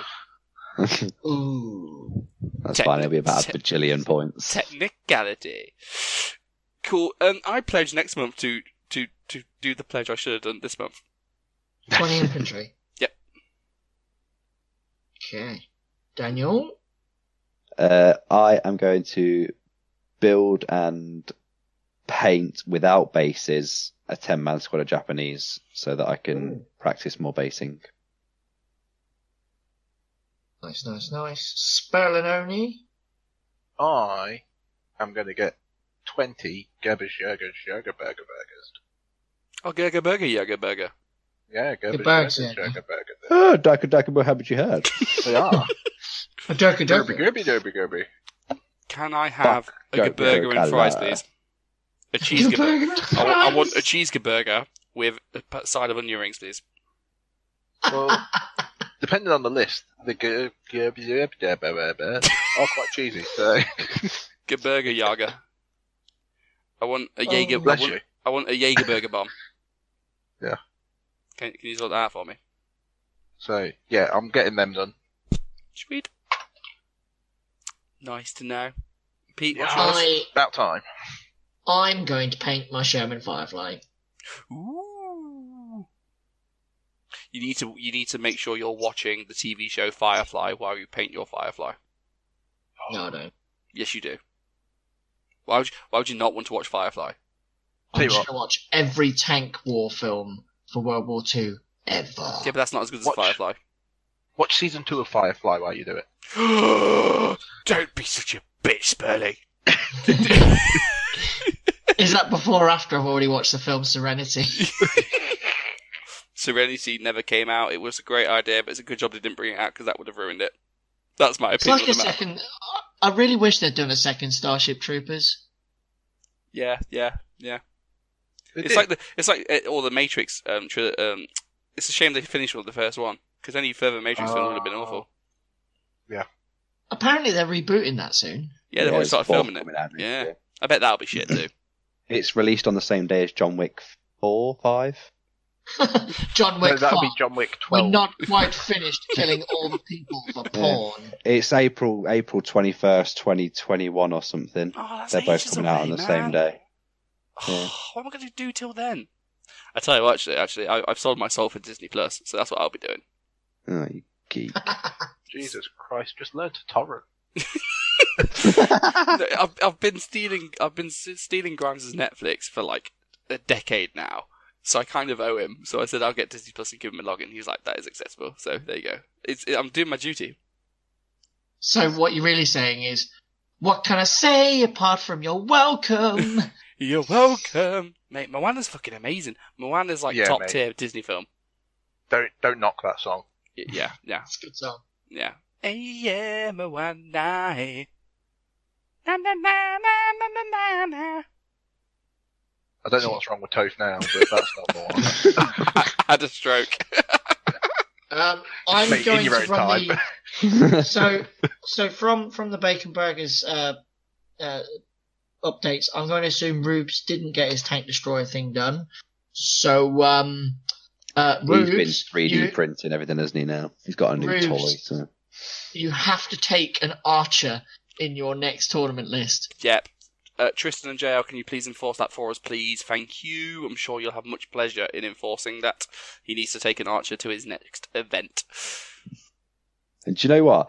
I'm the only person that doesn't get a name check from the Juggers on that show. It's because you're a cunt.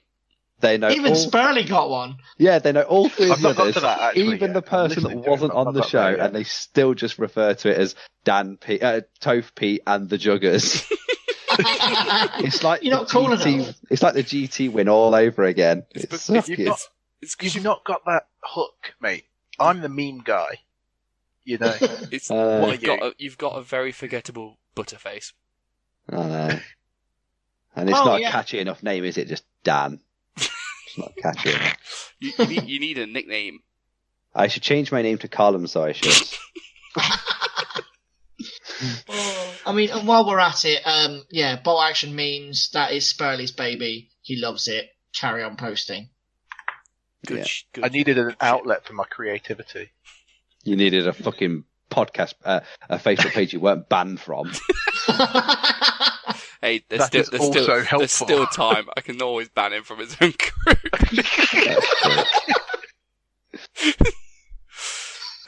Right, I'm going to bid you all adieu because this is going to be a massive podcast and I need to get editing.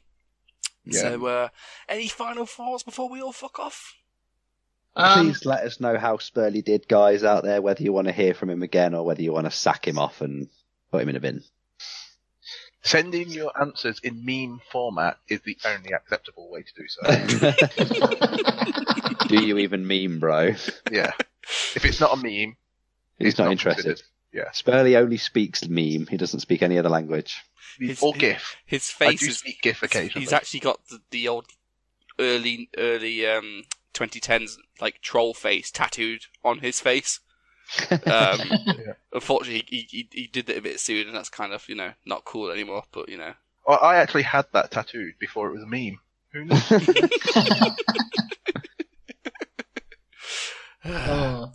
Just as a parting word, I'm sure you guys will be with me here. Yes, we know there's a lot of disease going around the planet at the moment. Keep yourself safe, will you? Wash your hands. And don't stock up on toilet paper. You don't snot with this disease. It's a coughing disease, you fucking inbreds. Well, Dan, a coughing disease. That's where you end up, mate. Yeah. It's not the coughing that does you in. It's the what's that old saying? Oh, anyway, I don't know. Cut that bit. Nope, that's staying. It's not the coffin that carries you off, it's the coffin they carry you off in. There you go. There we go. Right. So Dan's 50. Right, good. Yeah. Good night, everyone. Stay safe, and if you're going to cough, make sure you cough on a 40k player at the end. Good night. Nice. Now, I'll finish my story, I will. So, I was talking to Sharon, and I said to Sharon... Oh yeah, you said something to Sharon, did you? Yeah, I said to Sharon, you're a wee boy Tommy. He was driving 32 in a 30 zone, Sharon.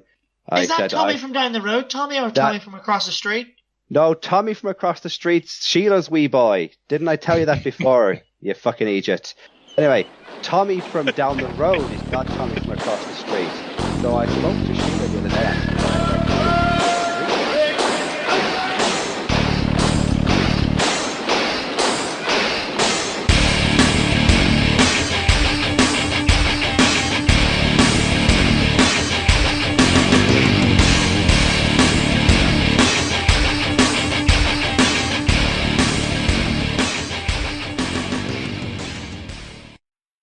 You fucking idiot.